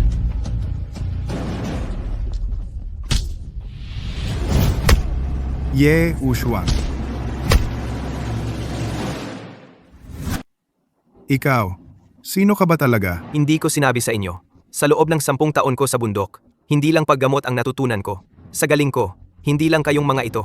Kahit dagdagan ng 10, para lang ipadala sa akin ang mga ulo nila. Hindi mo ako mapapahamak. Hindi ka papayagan ng tatay ko. Ano ang gagawin ko sa iyo? Ayaw ko pang madumihan ang mga kamay ko. Ipaparinig ko sa inyo ang isang bagay. Ang lason ng tiyuhin mo. Ikaw ba talaga ang naglagay? Oo, ako. Ano ngayon? Kung hindi ko ginawa ito, paano ko ipapasa sa iyo ang kasalanan para mawala ang suporta ng pamilya Duan sa iyo? Ye Wushuang, nilinlang mo kami. Kayo lang ang mga walang kwenta. Nais pa kayong makipaglaban sa akin? May kakayahan ba kayo? Sasabihin ko sa iyo. Ngayon, kumpleto ang mga ebidensya. Maghintay lang kayo sa kaso. Ikaw. Isang grupo ng mga walang kwenta. Ano ang gagawin natin ngayon? Ngayon, lahat ay wala na. Mga binata, kamusta kayo? Sino ka? Nandito ako para tulungan kayo. Ang taong papatay sa Ye Wushuang. Paano mo kami tutulungan? Alam mo ang 4 great families? Ang 4 great families ng South City. Kahit ang aking matandang pinsan, ang pamilya Duan, ay hindi pinapansin ng 4 great families. Ang pamilya Duan ay hindi kayang makipagkumpetensya sa 4 na dakilang pamilya. Ang pamilya Duan ay walang kwenta. Ikaw ay galing sa 4 great families? Tama. Paano mo kami tutulungan? Ano ang basihan mo para tulungan kami? Alam niyo ang identidad ni Ye Wushuang? Si Ye Wushuang ay makakagalaw ng buong South City, kahit sa buong lalawigan. Siya lang ang makakapag. Sa 4 great families na hindi makatulog. Siya ang pinakamalaking problema ng 4 great families. Ano talaga si Ye Wushuang? Sapat na ang sinabi ko. Ngayon, nandito ako para tulungan kayo laban sa Ye Wushuang. Kailangan kong humiram ng isang bagay sa inyo. Anong bagay? Ang buhay. Ano ang ibig sabihin? Ipapaunawa ko sa inyo. Noong sinuntok ni Ye Wushuang kayo, nag-video ako. Ngayon, kailangan ko lang. Suntukin kayo hanggang mamatay. At ilabas ang video. Sa ganitong paraan, may papasa ang kasalanan sa Ye Wushuang. Mapapatunayang si Ye Wushuang ay sinuntok kayo hanggang mamatay. Sa ganitong paraan, si Ye Wushuang ay siguradong mamamatay. At matuturing na tinulungan ko kayo. Kuya, takbo ng takbo. Oy. Kuya, may pera kami. Basta, wag mo lang akong patayin. Kahit anong gawin ko, gagawin ko. Kuya, pakiusap, huwag mo akong patayin. Kulang ba sa pera ang 4 na dakilang pamilya? Ngayon na ang katapusan ninyong 3, ang inyong kamatayan. Gagamitin ko ang kamay ni Ye Wushuang para patayin kayo. Kung may sisihin kayo, si Ye Wushuang ang sisihin ninyo. Hoy, kuya! Aray, aray.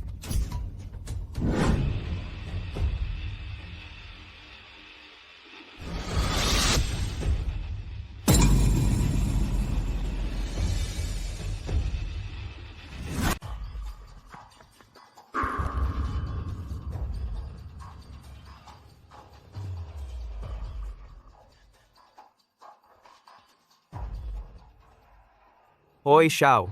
Sa ilalim ng gusali natin, may isang klinika ng tradisyonal na medisina ng Chino. May operating room doon na akin. Pumasok ka na ngayon agad. Ayusin mo ito para handa sa operasyon. May ilang emergency surgery akong gagawin. At saka, magpadala ka ng sasakyan para sunduin ako ngayon din.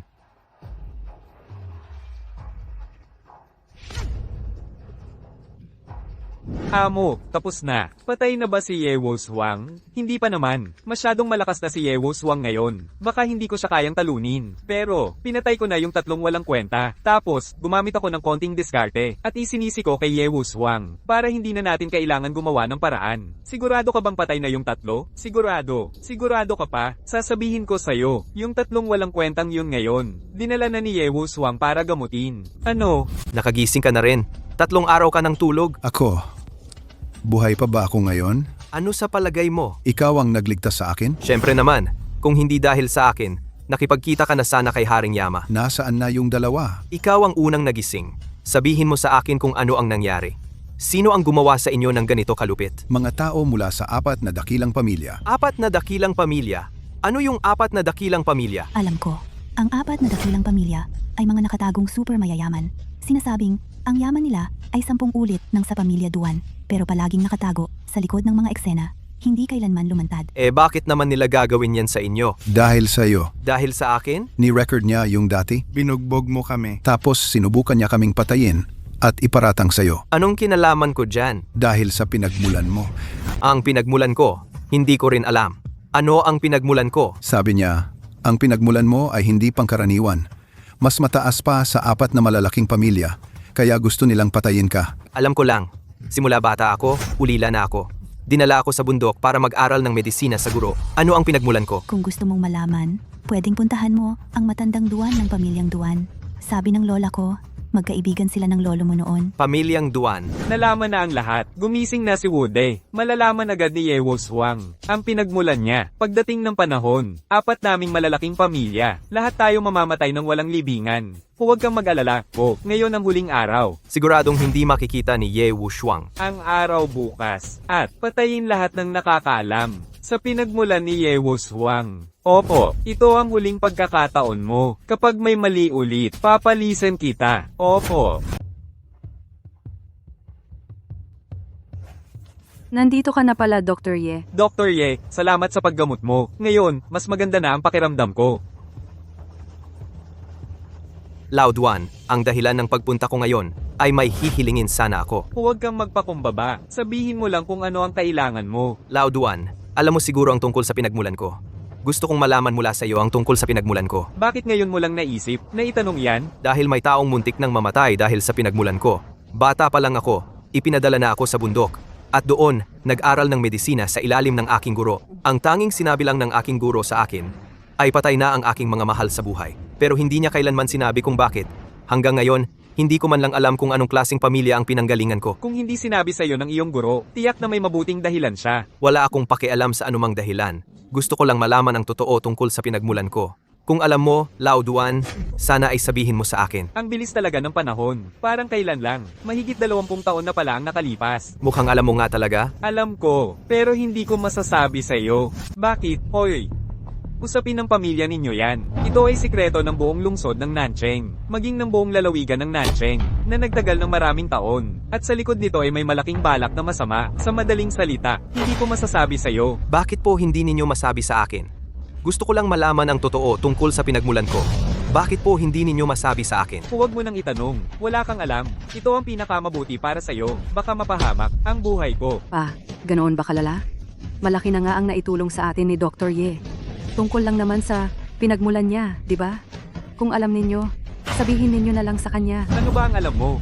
Kung hindi ko sasabihin, ligtas ang lahat. Kapag sinabi ko, wala nang ligtas sa lahat, Ginoong Duan. Hindi ako natatakot. Wala akong kinatatakutan. Ang gusto ko lang ay malaman ang katotohanan. Nakikiusap ako. Sabihin ninyo po sa akin ang totoo. Hindi ka natatakot, pero ako, natatakot ako. Kapag sinabi ko sa iyo ang totoo, bukas pa lang ay pwedeng mamatay ng hindi inaasahan. May kinalaman ba ito sa 4 na dakilang pamilya? Ang pagkamatay ng aking pamilya? Sila ba ang may gawa? Mukhang alam mo na ang katotohanan. Dr. Ye, payo ko sa iyo, sa ganitong kalagayan. Kalimutan mo na lang ito, mabuhay ka ng maayos. Hindi naman ganoon kahalaga ang katotohanan. Pero para sa akin, ang katotohanan ay katotohanan. Mas mahalaga pa ito kaysa sa buhay. Hindi mo ba naisip na ang iyong maestro ay nagtimpi ng mahigit 20 taon at hindi sinabi sa iyo? Bakit kaya? Gusto kanyang protektahan. Ayaw niyang masaktan ka. Pero, Tama na. Dr. Ye, hanggang dito na lang muna ngayon.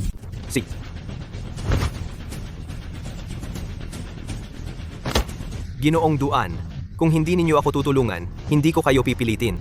Aakyat na ako sa bundok ngayon din. Tatanungin ko ang aking guro. Dr. Ye, maaari itong makasama sa iyong guro at sa iyo rin. Kung hindi ninyo ako tutulungan, huwag na ninyong pakialaman ang mga problema ko. Dr. Ye, huwag kang padalos-dalos. Hindi mo sila kayang talunin. Dr. Ye. Nasaktan mo ang damdamin ni Dr. Ye. Ano ba ang alam mo? Ayokong mamatay siya ng walang kabuluhan.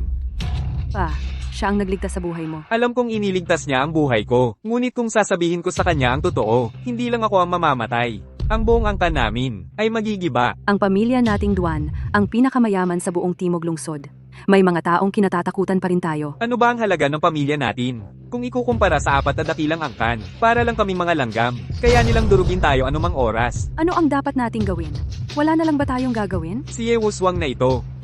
Mula nang tumapak siya sa aming tahanan, nakatakda na ang aming angkan, ay hindi na magkakaroon ng kapayapaan. Ang buong Timog Lungsod na ito, ay hindi na magiging tahimik. Guro. Wu Shuang, naglakbay na ako sa buong mundo. Hindi mo na ako kailangan hanapin. Ang pinagmulan mo ay hindi mo rin kailangan pag-isipan. Tandaan, ang pagpapakawala ay ang tanging paraan para sa tunay na kapayapaan.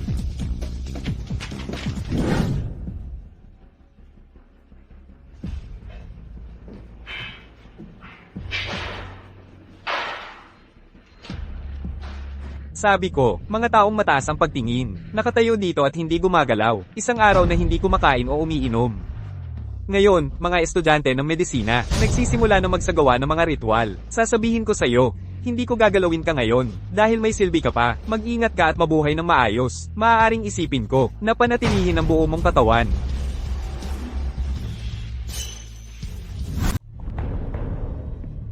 Guro. Duan Jia, ang 4 na dakilang pamilya. Ang pinagmulan ko, tiyak na may nakakubli dito, napakalaking lihim. Kailangan kong malaman ng buong katotohanan.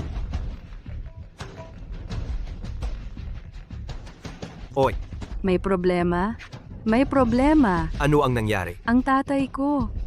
Ano ang nangyari sa Elder Duan? Nagpakamatay siya sa pamamagitan ng pagtalon. Ano ang sinasabi mo? Umalis ka lang sa bahay namin. Hindi pa isang oras. Nagpakamatay na siya sa pamamagitan ng pagtalon. May sinabi ba siya?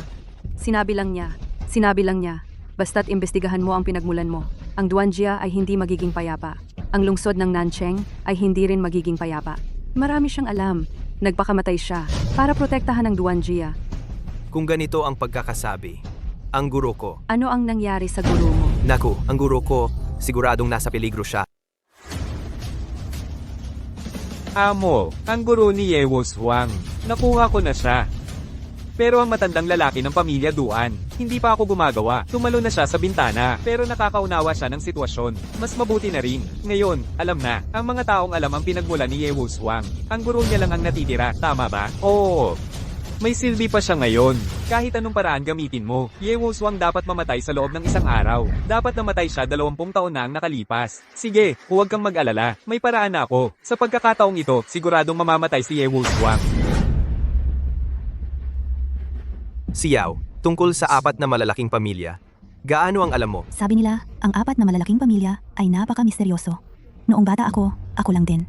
Narinig mula sa lolo ko. Ayon sa sabi-sabi, sa South City, walang nakakita sa kanila. Sa loob ng isang araw, ang guro ko ay nawala. Ang matandang lalaki ng pamilya Duan ay tumalon sa bintana. Parehong may kinalaman sa pinagmulan ko. Kung tama ang hinala ko, sa mga susunod na araw, baka may malaking problema pa. Napakakaba nito. Noong gabing iyon, ang mga taong nanakit sa Huyu at sa dalawa pa, ang Scorpion. Hanggang ngayon, wala pa ring clue. May peligro ba sa iyo? Peligro. Kung ang pinagmulan ko, talagang nagbabanta sa 4 na malalaking pamilya, magkakaroon ako ng peligro. Ano ang gagawin? Mas mabuti na may peligro. Dahil tanging sa ganitong paraan, makikita ang kanilang pagkakamali. Palaging misteryoso sila. Wala akong makitang clue. Kailangan kong hintayin sila. Kapag sila ang naguna, saka lang ako makakahuli sa kanila. Nababaliw ka ba? Kapag nakita ka nila, tapos ka na. Okay lang. May paraan ako. At ngayon, ang master ko ay nawawala na. Hindi ko pwedeng iwan ang master ko. Sa mga susunod na araw, huwag kang lumabas. Nag-aalala ako baka delikado rin para sa'yo. Pero, Wala nang pero. Desisyon ko na to. May ibibigay pa ako sa'yo. ano yon? Ito ay suot ko mula pagkabata. Ito ang tanging alaala na iniwan ng mga magulang ko. Ibibigay ko ito sa'yo. Hindi ito ordinaryong pendant. May espesyal ba to? May nakalagay dito na tracking device. Nag-aalala ako baka delikado rin para sa'yo. Suotin mo ito. Makakahanap ako ng paraan para malaman kung nasaan ka.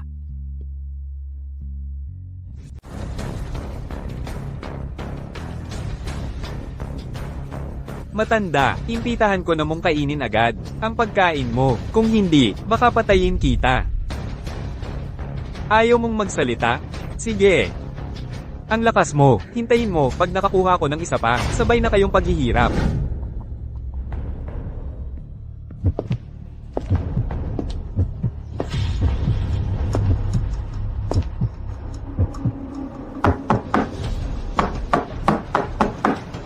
Sino yan?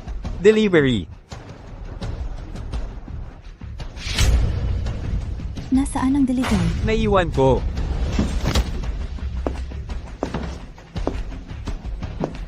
Sino ka? Ikaw si Wu Xiao, di ba? Anong gusto mong gawin? Tandaan mo, huwag basta-basta magpapasok ng hindi kilala. Tulong? Ah,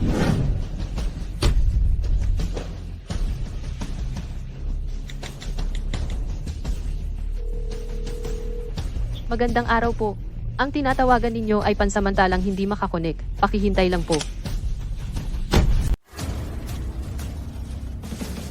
Pasok. sino ka? Anong gusto mo? Tumahimik ka. Pinata, pinapayuhan ko na iwan mo ang iyong karit at maging isang Buddha. Kung hindi, ikaw ang magiging dahilan ng sarili mong pagkawala. Matanda. Napakataas talaga ng iyong antas. Napakataas ng iyong antas. Pero nahuli mo rin ako. HMP. Ikaw ang pinakakilala sa buhay ni Ye Wushuang. Sa tingin mo, makakaligtas siya? Dapat siya ay namatay 20 taon na ang nakalilipas. Sa bawat araw na hindi siya namamatay, ang power grade families ay hindi makakatulog. Gusto kong makita ang pinuno. Tiyan ba? Ang pinuno ay hindi basta-basta makikita. Manatili kang tahimik pagkatapos kong tapusin ang Ye Wushuang. Tapos kayo. Tama. Alam mo ba sino ang taong ito? Siya ang kasintahan ni Ye Wushuang. Nakita kong nag-iisa ka at walang ginagawa. Espesyal kung hinanap ang isang magandang babae para sa'yo. Bastos ka. Kung gagawa ka ng anuman sa Wushuang, hindi siya magpapalampas sa iyo. Manatili kang tahimik. Kung hindi, papatayin kita. Hahaha. Sa tingin mo, kaya mo ba si Ye Wushuang? Nandito kayong dalawa. Sa pakiramdam ko, ako ang kalaban niya. Hindi ganoon kadali, gaya ng iniisip mo. Haha, maghintay kayo. Pupunta ako ngayon para hanapin si Ye Wushuang. Ngayon ay tiyak na kamatayan niya. HM. Nakontak na ba si Xiao? Hinanap sa buong kumpanya. Hindi siya makita. Hindi rin makontak sa telepono. Tama ang hinala ko. Tiyak na siya ay dinakip. Kaya't magmadali tayo at mag-report sa pulis. Oo, magmadali kang mag-report sa pulis. Titingnan ko ang lokasyon ni Xiao. Mayroon kang lokasyon niya. Naglagay ako ng tracking device sa kanya. Magmadali kang mag-report sa pulis. Walang oras para mag-antala. Oh,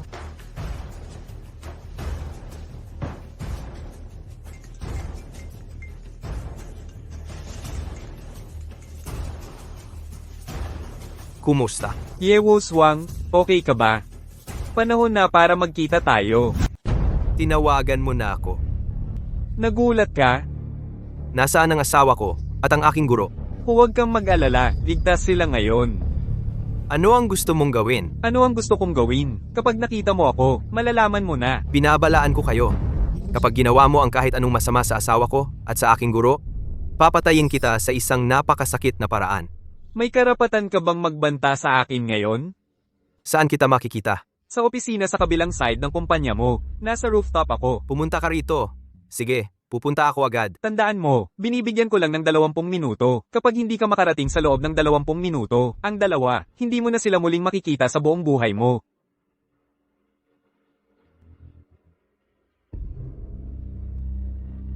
Kumusta, Kalihim Lee? Nahanap ko ang lokasyon. Ipadadala ko sa cellphone mo.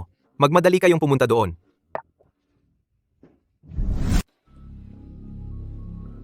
Ikaw ba yan? Ye Wuswang, nandito ka rin. Nasaan ang asawa ko at ang master ko? Huwag kang magmadali. Hindi pa natin napag-usapan ang ating problema. Diretso na, sa kondisyon. Dahil nakita mo ako. Ngayon, dalawa lang ang pagpipilian. Ikaw ang mamamatay. Ako ang mamamatay. Pero kung ako ang mamamatay, kasama sa libing ang master mo at ang asawa mo. Dapat makita ko muna ang asawa ko at ang master ko. Wala kang karapatan para makipagnegosasyon sa akin. Ngayon, ang ating usapan at video, may mga taong nakatingin. Kung magkaroon ako kahit kaunting pinsala ngayon, o kung hindi ka mamamatay, ang asawa mo at ang master mo, hindi rin sila mabubuhay. Ano talaga ang pinagmulan ko? Ang masasabi ko lang sa'yo, ang pagkakaroon mo, nakakaapekto sa interes ng maraming maharlika. Ang 4 great families ba? Ang 4 great families ang gumawa? Ang pamilya ko ay pinatay? Ako lang ba ang natirang buhay? Sa tingin ko, hanggang sa kamatayan mo, hindi mo malalaman. Gusto kong makita ang asawa ko at ang master ko muna. Hindi pwede. Kung susunod ka lang, sigurado ako walang mangyayari sa kanila. Ibabalik sila sa'yo ng ligtas. Ang gusto ko ay ang buhay mo lang. Paano ako susunod? Simple lang. Tumalon ka mula rito. Hindi ka natatakot na patayin kita? Gagawin mo? Kahit isang buhok lang ang mawala sa akin. Mamamatay sila agad. Patayin mo ako. O kaya, tumalon ka mula rito. Wala kang ibang pagpipilian. Gaano ba ang binayad ng 4 great families sa'yo? Para magpakamatay ka para sa kanila? Tigilan mo ang mga salita mo. 2 minuto lang ang natitira sa'yo. Pagdating ng 2 minuto, mamamatay sila agad. Kahit tumalon ako, hindi mo rin sila palalayain. Hindi mo na problema yan. Pero, kung hindi ka tumalon sa loob ng 2 minuto, ang 2 minuto lang ang natitira sa kanila. Hanapin mo si Duan Shiu. Kumuha ng 10 bilyon mula sa kanya para bilhin ang buhay nila. 1 minuto lang ang natitira.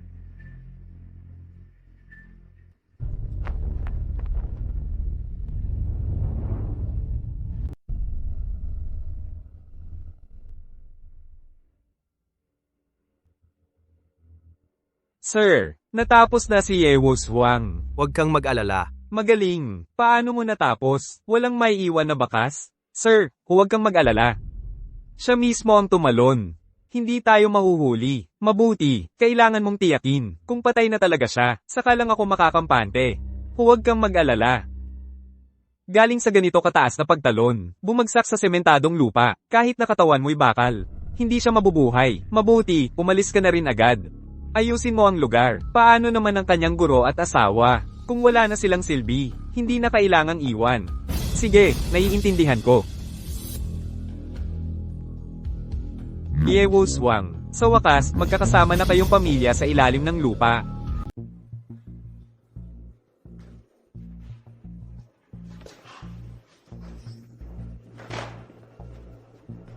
Ye Wuswang, ikaw pala? Hindi mo inaasahan, di ba? Ito, imposible. Talagang imposible. Nakita kong nahulog ka mula sa taas. Paanong walang nangyari sa'yo? Ano sa palagay mo? Ang taong nakatayo ngayon sa harap mo, multo ba? Multo ka talaga. Walang tao ang makakaligtas kung tumalon mula sa 18 palapag. Nang walang galos. Nakita mo akong tumalon, pero tumalon lang ako sa palapag sa ibaba. At saka, yung nakahiga sa lupa na nakita mo, hindi ako yun. Lahat ng balak mong gawin, naisip ko na, at nakahanda na ako. Paano mo ako makakalaban?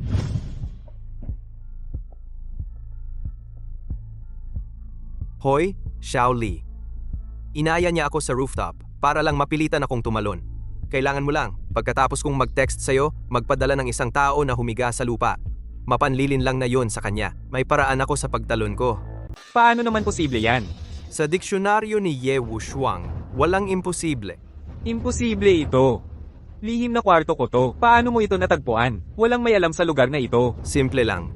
Kailangan ko lang lagyan ng tracker ang asawa ko. Ikaw ang may pakana ng lahat ng ito. Ano sa palagay mo? Ha? Aray. Ngayong, nahuli ako sa'yo. Kung papatayin mo ako o anuman, bahala ka. Akala mo ba, katulad kita na walang respeto sa batas? Ha? Ano ang gusto mong gawin? Gusto mong magsiyasat sa akin? Sasabihin ko sa'yo. Hindi ako magsasabi ng kahit isang salita tungkol sa aking amo. Kahit isang titik, hindi ko sasabihin sa'yo.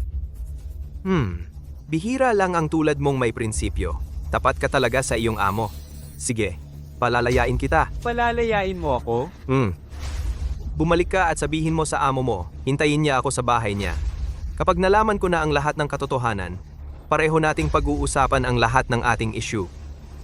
Sige, payo ko lang sa'yo. Magtago ka na lang kasama ang pamilya mo. HMPH, kahit hindi kita mapatay ngayon, hindi ka mabubuhay hanggang bukas. Ha. Ano ka ba? Kailangan mo ba akong turuan kung paano kumilos? Umalis ka.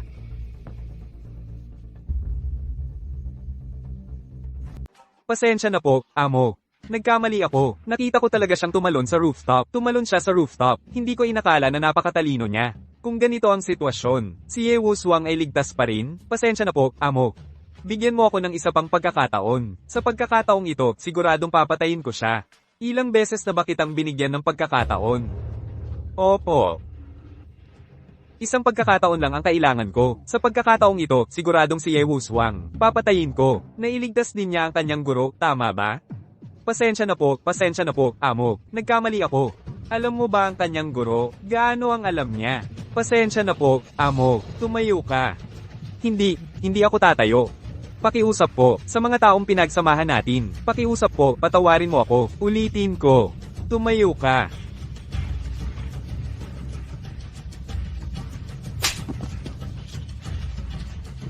Walang silbi ka. Hindi mo pa ginawa ng maayos ang simpleng bagay na ito. Alam mo ang guro ni Ye Wushuang. Kung sasabihin mo sa kanya, lahat ng katotohanan, gaano kagrabe ang mga kahihinatnan. Alam ko, amo, nagkamali ako. Sapat ito para mawasak ang buong apat na malalaking pamilya natin. Walang silbi ka. Nasira mo ang malaking plano ko. Amo, bigyan mo ako ng isa pa, pagkakataon para magbayad sa kasalanan ko. Ilang taon ka na sa akin? 15 taon na. Sa loob ng 15 taon, nakita mo ba ang mukha ko kahit minsan? Hindi, amo, hindi pa ako nakakita. Alam mo ba kung bakit hindi mo nakikita? Hindi. Sa mga nakaraang taon, nagtago ako sa likod ng apat na malalaking pamilya. Walang nakakaalam sa mukha ko, para manatiling ligtas. Pero dahil sa pagkakamali mo, Ye Wushuang ay malapit na, ilantad ako. Sa tingin mo, dapat mamatay ka? Amo, bigyan mo ako ng isa pang pagkakataon. Ang pagkakataon ay hindi palaging available. Huwag kang mag-alala, amo. Sa pagkakataon na ito, kung hindi ko alisin ang Ye Wushuang, ako mismo ang aalisin ko. Sige, yan ang sinabi mo. Bibigyan kita ng isa pang pagkakataon. Kung ngayong araw, hindi mo mapapatay si Ye Wushuang, magpakamatay ka na lang. Opo, amo, umalis ka na. Halika rito. Amo? Hindi kalaban ni Ye Wushuang si Scorpion. Ipagpatuloy mo yan. Kumuha pa ng ibang tao. Ako mismo ang aaksyon. Malaki ang nakasalalay dito. Kailangang magtagumpay lang. Hindi pwedeng magpatalo. Opo. Isa pa, humanap ng pagkakataon. Napatayin na si Scorpion. Guro, ngayon, lahat ng sikreto, pwede mo nang sabihin sa akin. Hey, sige na nga. Itong sikretong ito, itinago ko ng 20 taon. Gusto ko sanang dalhin to sa hukay. Pero sa ngayon, mukhang kung hindi ko sasabihin, hindi rin ako mapapanatag. Hindi mo sinabi noon para protektahan ako. Tama. Ang apat na malalaking pamilya, hindi nila alam na buhay ka pa. Kamakailan lang nila nalaman, kaya't ginawan ka nila ng masama. Ano ba talaga ang pinagmulan ko? Simula pa noong 20 taon ang nakalipas. Hitian ba mula sa apat na malalaking pamilya? Naghasik ng kaguluhan sa South City. Nagpapatakbo ng mga ilegal na negosyo sa underground. Ang negosyo niya ay lumalaki ng lumalaki, na nagdulot ng matinding hirap sa maraming legal na negosyante at ang lolo mo, ang pinuno ng Ye Group. Sa South City noon, Siya ang may pinakamalaking korporasyon at ang pinakarespetadong pamilya. Tanging ang lolo mo lang ang makakapigil sa Hitianba. Noon, nag-isa siya sa maraming negosyo para sirain siya. Ano ang nangyari? Pagkatapos, ang Hitianba, para mapigil ang pagbagsak niya, ginawa ang nakakakilabot na pagpatay sa buong pamilya. Iyon ay aming pamilya. Ang pamilya Ye. Tama. Noon, sa isang sunog tinupok niya ang buong pamilya Ye. Sa pagtaya ng buhay ko, nailigtas kita mula sa malaking apoy. Ang natitirang mga miyembro ng Ye, walang nakaligtas. Ang Hitian ba nagkasala ng napakalaking krimen ay hindi nagbayad? Wala kaming ebidensya. Ang Hitianba sa paggawa ng mga bagay ay napakaingat. Hanggang ngayon, walang nakakakilala sa mukha niya. Ngayon, tanging ikaw lang ang may kakayahan para makalaban sa 4 na malalaking pamilya. Kaya't naghahanap sila ng paraan para patayin ka. Kahit sa mga nakakaalam, gusto rin nilang ubusin. Anong kakayahan meron ako? Siyempre, dahil ikaw ang tanging anak ng pamilya Ye. Sapat na yon. Bakit sapat? Noong panahon, ang lolo mo ay nagtipon ng lahat ng ebidensya ng krimen ng 4 na malalaking pamilya. Naghanda siyang ipasa sa mga autoridad, pero sila ay brutal na pinatay. Ang buong pamilya. Ang mga ebidensya ay nawasak din. Pero ang mga ebidensyang ito ay may isang backup. Nasa Swiss Bank.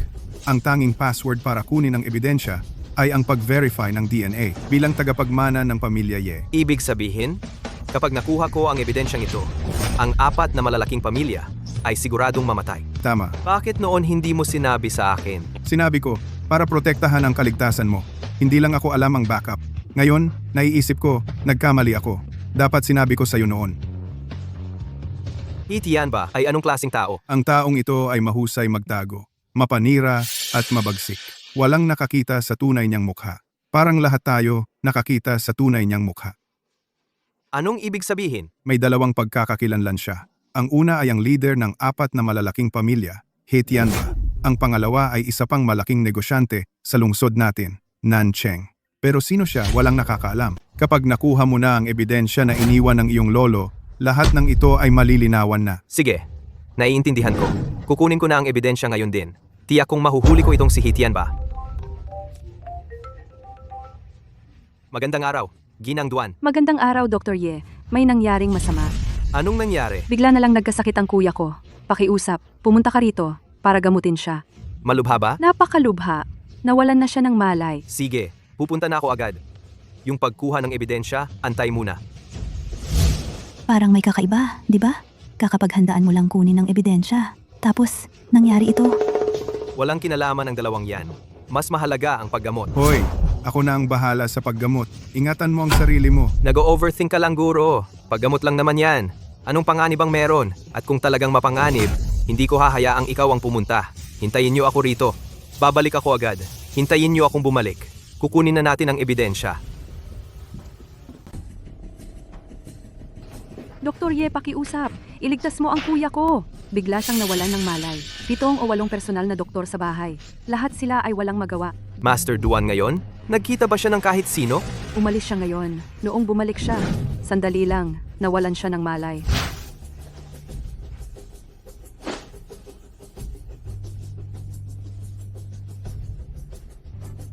Mahina na ang buhay ni Master Duan. Paano na? Dr. Ye, pakiusap? Iligtas mo ang kuya ko. Kahapon, ayos pa ang kuya ko. Bakit bigla ganito ngayon? Anong sakit ng kuya ko? Hindi sakit ang kinakapitan ni Master Duan. Nalason siya. Lason? Lason ulit? Itong lason, mas malala kaysa nung binigyan ni Duan Hui ang tatay mo. Mas matindi, hindi halata, karaniwang doktor, hindi talaga makita. Nalason siya. Maligtas pa ba? Maligtas. Ngayon ko siya ilalabas ang lason sa katawan niya. Sige. Mag-ineksyon ka agad.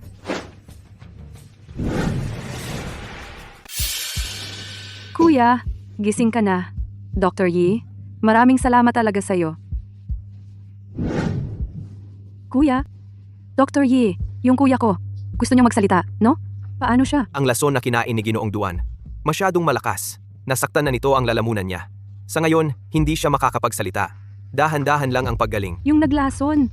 Napakasama talaga. Yung naglason, tiyak na si Ginoong Duan, ang taong malapit sa kanya. Bakit mo nasabi yon? Ang lason na kinain ni Ginoong Duan ay mabagal kumilos, dumadaan sa hangin, at dahan-dahang pumapasok sa katawan. Kailangan ng 3 beses na paglalason.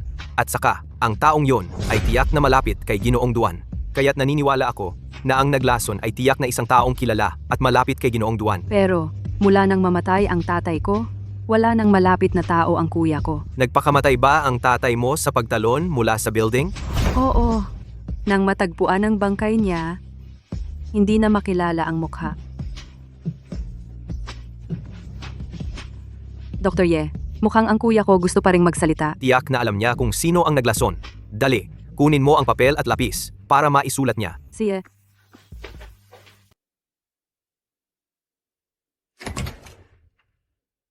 Boss, ayon sa utos mo, naayos na lahat. Naloko na si Ye Wushuang. Nasa bahay ng pamilya Duan siya ngayon. Okay, kaya tayo ngayon. Aalis na sa bahay ng Duan. Magdala ng maraming eksperto. Kung sa pagkakataon ito, makatakas pa si Ye Wushuang. Wala na tayo. Sige, ako, ihanda ko ang sasakyan.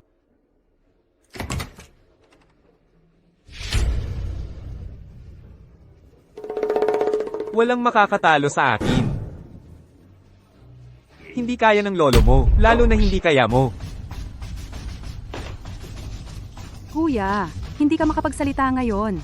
Alam mo, sino ang naglagay ng lason? Isulat mo lang. Isulat mo lang ang pangalan.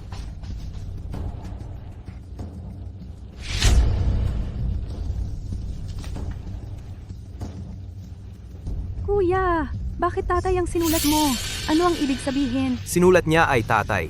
Ibig sabihin ba ang naglason ay tatay mo? Paano naman? Dr. Yi, huwag kang magsalita ng walang basihan. Nagpakamatay ang tatay ko sa pagtalon mula sa building. Nakita ko mismo ang katawan niya. Paano siya ang tao? At kahit na ang tatay ko ay talagang buhay, bakit niya lason ang sariling anak? Sinabi mo, na nagpakamatay ang tatay mo sa pagtalon at hindi na makilala ang mukha. Paano mo sigurado? Na ang tao ay ang tatay mo. Ang damit ay ng tatay ko, at ang katawan at mga bagay na suot ay lahat sa kanya. Ang damit ay ng tatay mo. Ay sigurado. Na ang tao ay ang tatay mo. Nagpa-identify ba? Wala. Ang ibig mong sabihin ay... Ang kuya mo ay hindi magsisinungaling. Ibig sabihin, ang tatay mo ay hindi talaga namatay. Hindi pwede. Hindi pwede. Ginoong Duan, kung talagang ang tatay mo ang naglason, umiling ka lang. Kuya? Hindi. Hindi ako naniniwala.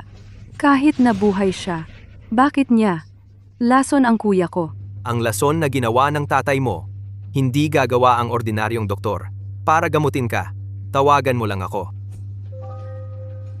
Nako, para sa akin, Ano ang ibig mong sabihin? kung hindi ako nagkakamali, ang tatay mo ay ang pinuno ng 4 na dakilang pamilya. Hitian ba? Imposible. Dr. Ye, anong pinagsasabi mo? Makinig kayo sa akin. Umalis na kayo rito, ngayon din. Delikado rito. Bahay ko to. Delikado. May dose-dose ng bodyguard sa labas. Anong delikado? Maniniwala ka sa akin, umalis ka na. Ako'y dinala rito ng tatay mo sa pamamagitan ng panlilinlang. Oy! Oy! Dr. Ye! Sino kayo? Paano kayo nakapasok? Ito ang tatay mo, Ginoong Duan, at siya rin ang leader ng 4 na dakilang pamilya. Hitian ba? Ginoong Ye, talagang hindi karaniwang tao. Ang bilis mong nakumbinsi. Ha ha ha ha. Hoy, Tay, ikaw nga talaga? tama ka, Shio. Ako ang iyong ama. Hindi ka nagkakamali. Niloko mo ako. Niloko mo nga talaga ako. Ikaw nga talaga ang pinuno ng 4 na pamilya. Ang masamang si Hitian ba? May sarili akong dahilan. Eh bakit mo naman nilaso ng kuya ko? Kahit ang tigre ay hindi kakain ng kanyang anak. Walang awa, hindi lalaki. Alam mo ba kung sino? Ang taong ito na si Yewo Swang? Para lang mahuli ko siya. Kung hindi ko siya mahuli ngayon, at makuha niya ang lahat ng dokumento, wala na tayo. Wala akong pakialam kung sino siya. Pero bakit mo nagawa na saktan ng kuya ko? Naniniwala ako sa kakayahan ni Yewo Swang. Ang kuya mo ngayon. Ayos lang naman, di ba? Napakasama mo talaga. Napakasama mo. Tama na. Wala kang karapatang husgahan ako. Ngayon, hahanapin ko siya, si Yewo Swang, para magbayad siya. Mabuti. Gusto ko ring pagbayarin ka. Dapat ba kitang tawaging Ginoong Duan o Hitian ba? Bahala ka, pagdating sa pintuan ng impyerno. Tawagin mo na lang ako kung ano ang gusto mo. Sa tingin mo ba ngayon, ako ang pupunta sa impyerno? O ikaw? Talagang karapat-dapat kang maging apo ng pamilya Ye. Noon, ang lolo mo. Ay ganyan din ang tono ng pagsasalita sa akin. Pero matagal na siyang patay. 20 taon na. Ha ha ha ha. Bakit? Isang pamilyang may 12 ng miyembro, ganito ka pinatay ng malupit. Hindi ko naman lubusang kasalanan ito. Kasalanan dapat. Kasalanan ng lolo mo. Bakit niya ginalaw ang cake ko? Maaari ko siyang patawad? Sayang lang, ikaw lang ang natira, isang nakaligtas. Nitong mga araw. Nababahala ako nitong mga araw. Ang taong katulad mo, dapat matagal na sa impyerno. Ha ha ha. Sayang, ang lolo mo ang nasa impyerno, hindi ako. Ang lahat pagkatapos ko bumaba. Ito ay sinadyang itinakda mo. Ganoon ba? Hindi ko inakala, ikaw ay mahirap pakiusapan. Halos. Ako ay natalo sa'yo. Ngayon pinipilit mo pa ako, gamit ang ganitong paraan para tapusin ka. Iniisip mo ngayon, makakaligtas ka ba? Binata, huwag mong isipin na may kakayahan ka, ay mahusay na, noong mga panahon. Natalo ko ang lolo mo. Ngayon natalo ko ka. Ngayon, hindi ka makakalabas dito ng buhay. Tatay, hindi ko alintana sino ka. Hindi ko ring alintana ang nangyari sa'yo, Dr. Yi ay nagligtas sa buhay mo. Hindi mo dapat siya pagproblema. Anong alam mo? Umuwi ka, upang hindi madumihan ang mata mo. Dr. Yi ay mabuting tao. Huwag mo siya tratuhan ng ganito. Tama na. Anong alam mo sa mabuting tao? Anong masamang tao? Sa paningin ko, interes lang. Umalis. Wala akong pakialam. Kung ngayon ay may lakas ka ng loob na saktan si Dr. Ye, magpapakamatay ako sa harap mo. Nagbabanta ka sa akin? Sige, magpakamatay ka.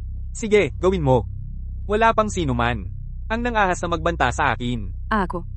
Tama na. Salamat sa kabutihan ng iyong puso, binibining Duan. Pero ngayong araw na ito, hindi niya ako palalampasin. Pero, Huwag kang mag-alala. Wala akong problema. Hanggang ngayon ay mayabang ka pa rin? Tingnan natin kung hanggang kailan magiging mayabang ka. Yamang mamamatay na ako ngayong araw na ito. Eddie, maaari ka na ring magsabi ng totoo? Anong totoo ang sasabihin ko? Ang mga masasamang bagay na nagawa ko. Hindi man 1,000, 900 naman. Ang angkan ninyong Ye, ang aking sinunog at winasak. Ano?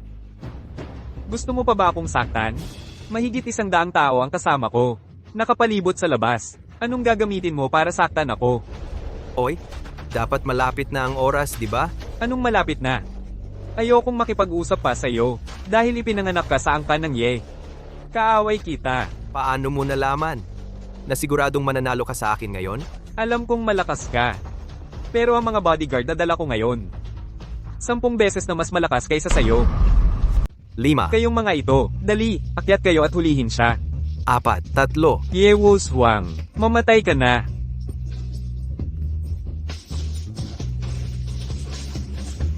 Ikaw. Matandang Duan, sa'yo ko pa natutunan to. Paano ang paglalagay ng lason? Kung kaya mong maglagay ng lason sa hangin, kaya ko rin. Paano mo nilason ang anak mo, ganoon ko ring nilason ang lason sa'yo. Ngayon, naiisip mo na ba na kalaban mo na ako? Sasabihin ko sa'yo? Tumawag na ako ng pulis. Ngayon, ang ebidensya ng lolo ko hindi na mahalaga. Yung recording ng mga sinabi mo kanina, sasabihin ko sa'yo, Patay ka na. Shiyo. Shiyo. Bilisan mo, tumawag ka ng tao sa labas. Mga tao ko ang nasa labas. Patayin mo siya. Bilisan mo nga. naiintindihan ko na. Sobra na ang kasamaan mo. Pagdating ng pulis, ikaw na ang magpaliwanag sa pulis. Pagdating ng pulis, huli na ang lahat. Shiyo. Ama mo ako. Alam mo palang ama mo ako? Hindi ka karapat-dapat. Ha? Dr. Ye, ano nangyari sa tatay ko? sa totoo lang bago ako lumabas, nakalagay ko na ang lason sa hangin. Pero nag-spray muna ako ng antidote para sa ating dalawa. Wala silang panganib sa buhay. Hintayin na lang natin ang parusa ng batas. Wushuang, bakit ang tagal? Ayos ka lang ba? Ayos lang ako. Nakita ko si Hitian ba? Paano mo siya nakita? Ang sakit ng binata ng pamilya Duan ay plano ng 4 na malalaking pamilya. Ang layunin para lang akong lokohin, para patayin ako. Narito rin ang Hitian ba? Nakatakas ka sa kamay ni Hitian ba? Hindi lang pagtakas. Gumamit lang ako ng isang maliit, walang kwentang diskarte, at lahat sila ay nahuli. Malinaw ang ebidensya. Dinala na sila ng mga autoridad. Mabuti naman. Nasugatan ka ba? Anong sugat ko? Ay, Alam mo ba sino ang Hitian ba? Sino? Kilala mo pa? Matandang kaibigan mo? Ang pamilya Duan? Ang matandang Duan? paano naman? Hindi ba siya namatay na dati sa pagtalon? Kaya nga tuso siya. Komplikado ang bagay. Sasabihin ko sa iyo mamaya. Kukunin pa ba natin ang ebidensya? Syempre, titingnan ko rin. Ano ba talaga ang iniwan ng lolo ko? Ano ba?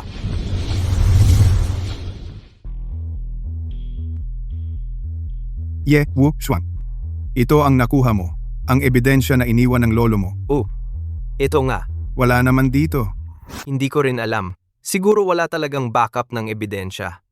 Ito ay isang palabas lang yon para pigilan ang 4 great families. Isang puting papel lang. Ang 4 great families sa loob ng 20 taon hindi nakaranas ng matiwasay na tulog. Sa huli, napunta sa pagkawasak. Ngayon, pag naalala ko, nakakatawa talaga. Oo, Pero wala na yon. Malinaw na ang ebidensya ng kanilang krimen. Ang 4 great families walang makakatakas. Siguradong tatanggap sila ng matinding parusa ng batas. mabuti. Para sa'yo, yun ay paghihiganti. Oo nga. Ikaw at Xiao, kailan magpakasal? Sa susunod na buwan, Master, sa oras na yon dapat kang dumalo para maging witness. Sigurado.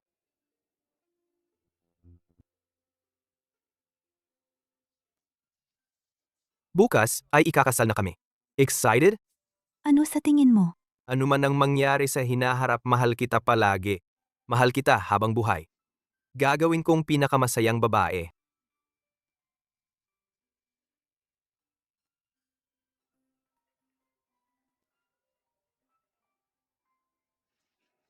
Kumusta, Guro? May napansin ako. Ano yon? Nakita ko ang libro na binigay ng lolo mo noon sa akin. Sa hindi halatang lugar, may nakasulat na linya. Ano ang nakasulat? Sinabi niya kung pagkalipas ng maraming taon sa Swiss Bank, ang nakuha mong ebidensya ay puting papel, ibig sabihin ang nakita mo hindi ang buong katotohanan. Ano? Kung ganon ang sinabi. Ang 4 great families, hindi ang huling katotohanan. Master, maghintay ka. Pupunta kami agad. Tara,